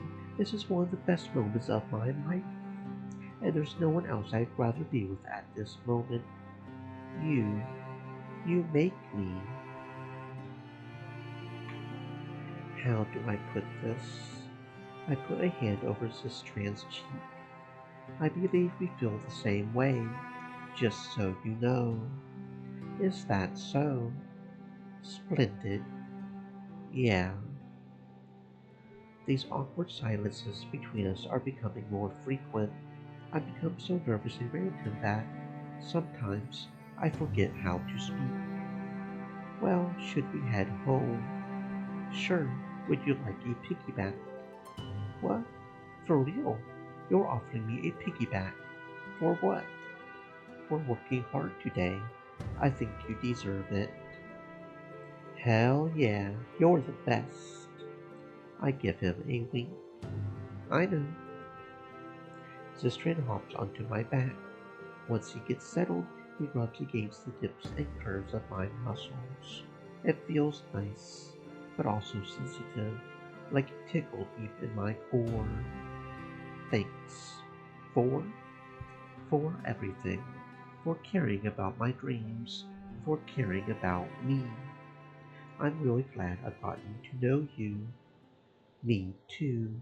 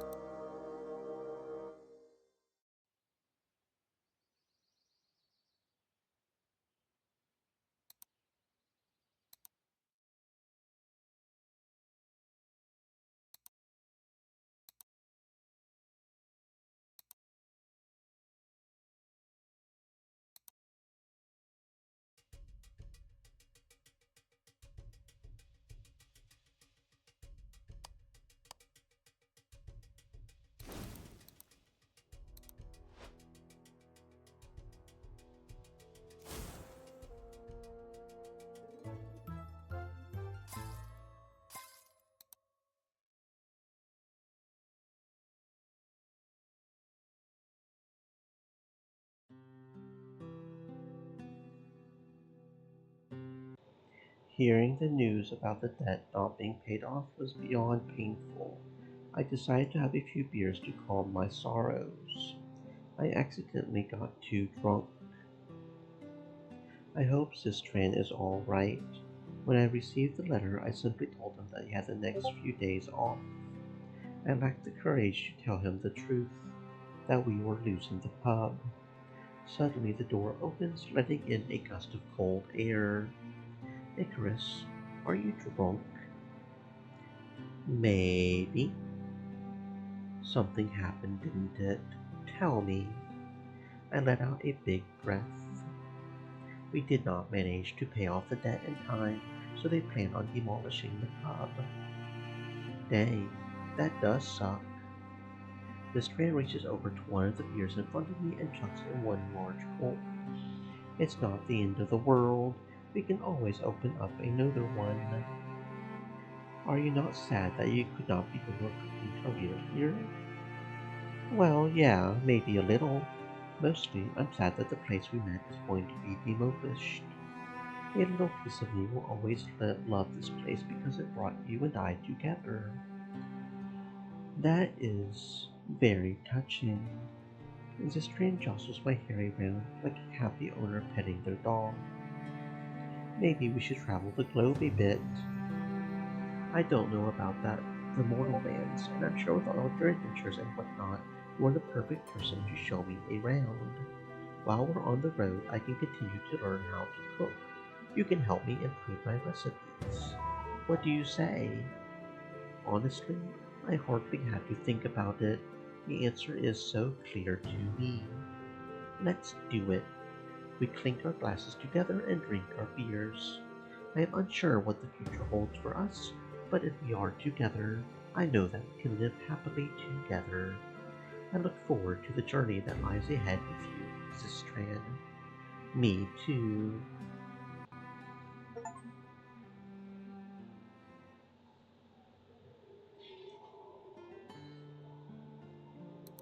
Oh, man, it's doing the save thing again. Okay, so we gotta start here. And then load here. This time we need to make sure we have enough money to get the good end,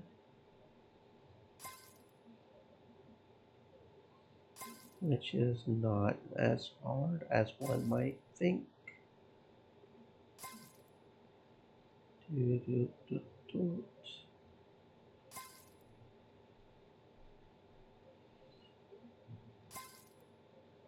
Do, do, do, do, do, do.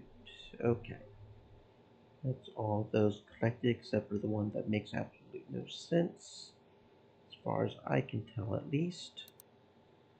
Okay, we still need 3,174.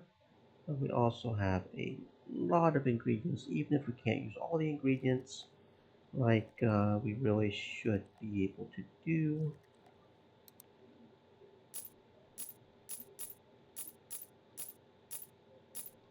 Another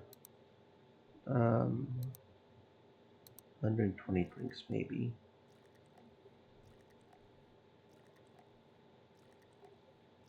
Yeah, that probably will do it. There we go. I have all the money I need. Yay!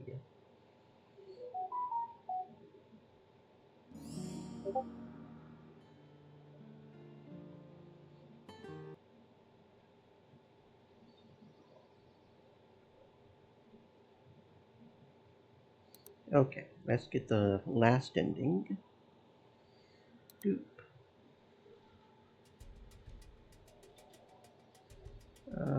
It doesn't really matter, but yeah, magic, I guess. We'll see what happens. 56% I heal 2 defense, and he does. Okay, there we go.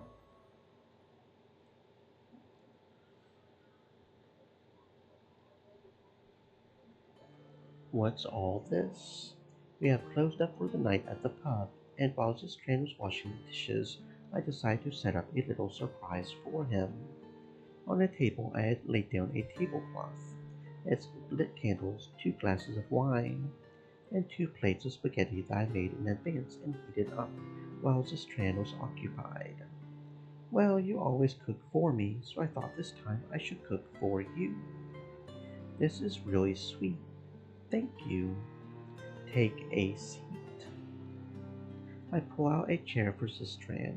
He looks at me with admiration as he bends down to the chair. Thank you. I walk over to my own chair and take a seat as well. Zistran wraps a bunch of spaghetti around his fork before taking a bite. What do you think? Zistran chews a few more times, then swallows. Pretty bland. Could use some spice. Right, the amount of spice he likes in his food is tremendous. Sure, I shall keep that in mind the next time I make it. Please do. I roll my eyes. Regardless, I have some exciting news for you. What is it? Did my new spices come in? No. I know. Did Raw the Stewart come out with a new cookbook? Martha Stewart. No. Martha Stewart. Okay. Then it's got that. I did not ask you to guess. You're no fun. No, you are. I poke his chest. As I start to move my hand back, Zistran playfully nibbles on my finger and giggles. But let go. My heart is beating out of my chest. He looks so cute with my finger in it. Zistran lets go of my finger with a mischievous smile on his face. What's the big news? Come here, come here. We sit on the floor below the bar counter. What are you doing? I haven't told this to anyone. Spill the tea. The tavern's debt is paid off completely. We did it. Wait, for real? Yes, I am being sincere. I just received a letter from the Baron today, see? I hold up the letter for Zistran. He snatches it right out of my hand. Careful. Zistran's pupils erratically skim the page left to right, over and over again. This is amazing. I can't believe we did it. Zistran puts a hearty hand on my thigh. Congratulations. You really deserve this achievement. Thank you, Zistran. Within a mere moment, Zistran's face goes from happy to sorrowful. What is wrong? What is the matter? It's just, now that you've paid the debt, will you not need me any more? I push back the hairs covering Zistran's face and tuck them behind his neck. Now that is absolutely silly. How did you go and get an idea like that? Zistran, I not only need you in my life, but I want you in my life. I've never had so much fun with anyone like I have with you. The only true question is, will you stay? Don't be stupid. Of course I will. Good. As Zistran gets close to me, kiss me. I plant a tender kiss onto Zistran's lips. He embraces me, kissing me back softly, but with intention. Choosing the infamous Prince of Sin as my assistant was the best decision I ever made, because now I have found my partner, who I hope to spend the rest of my days here with, at this very tavern where we first met.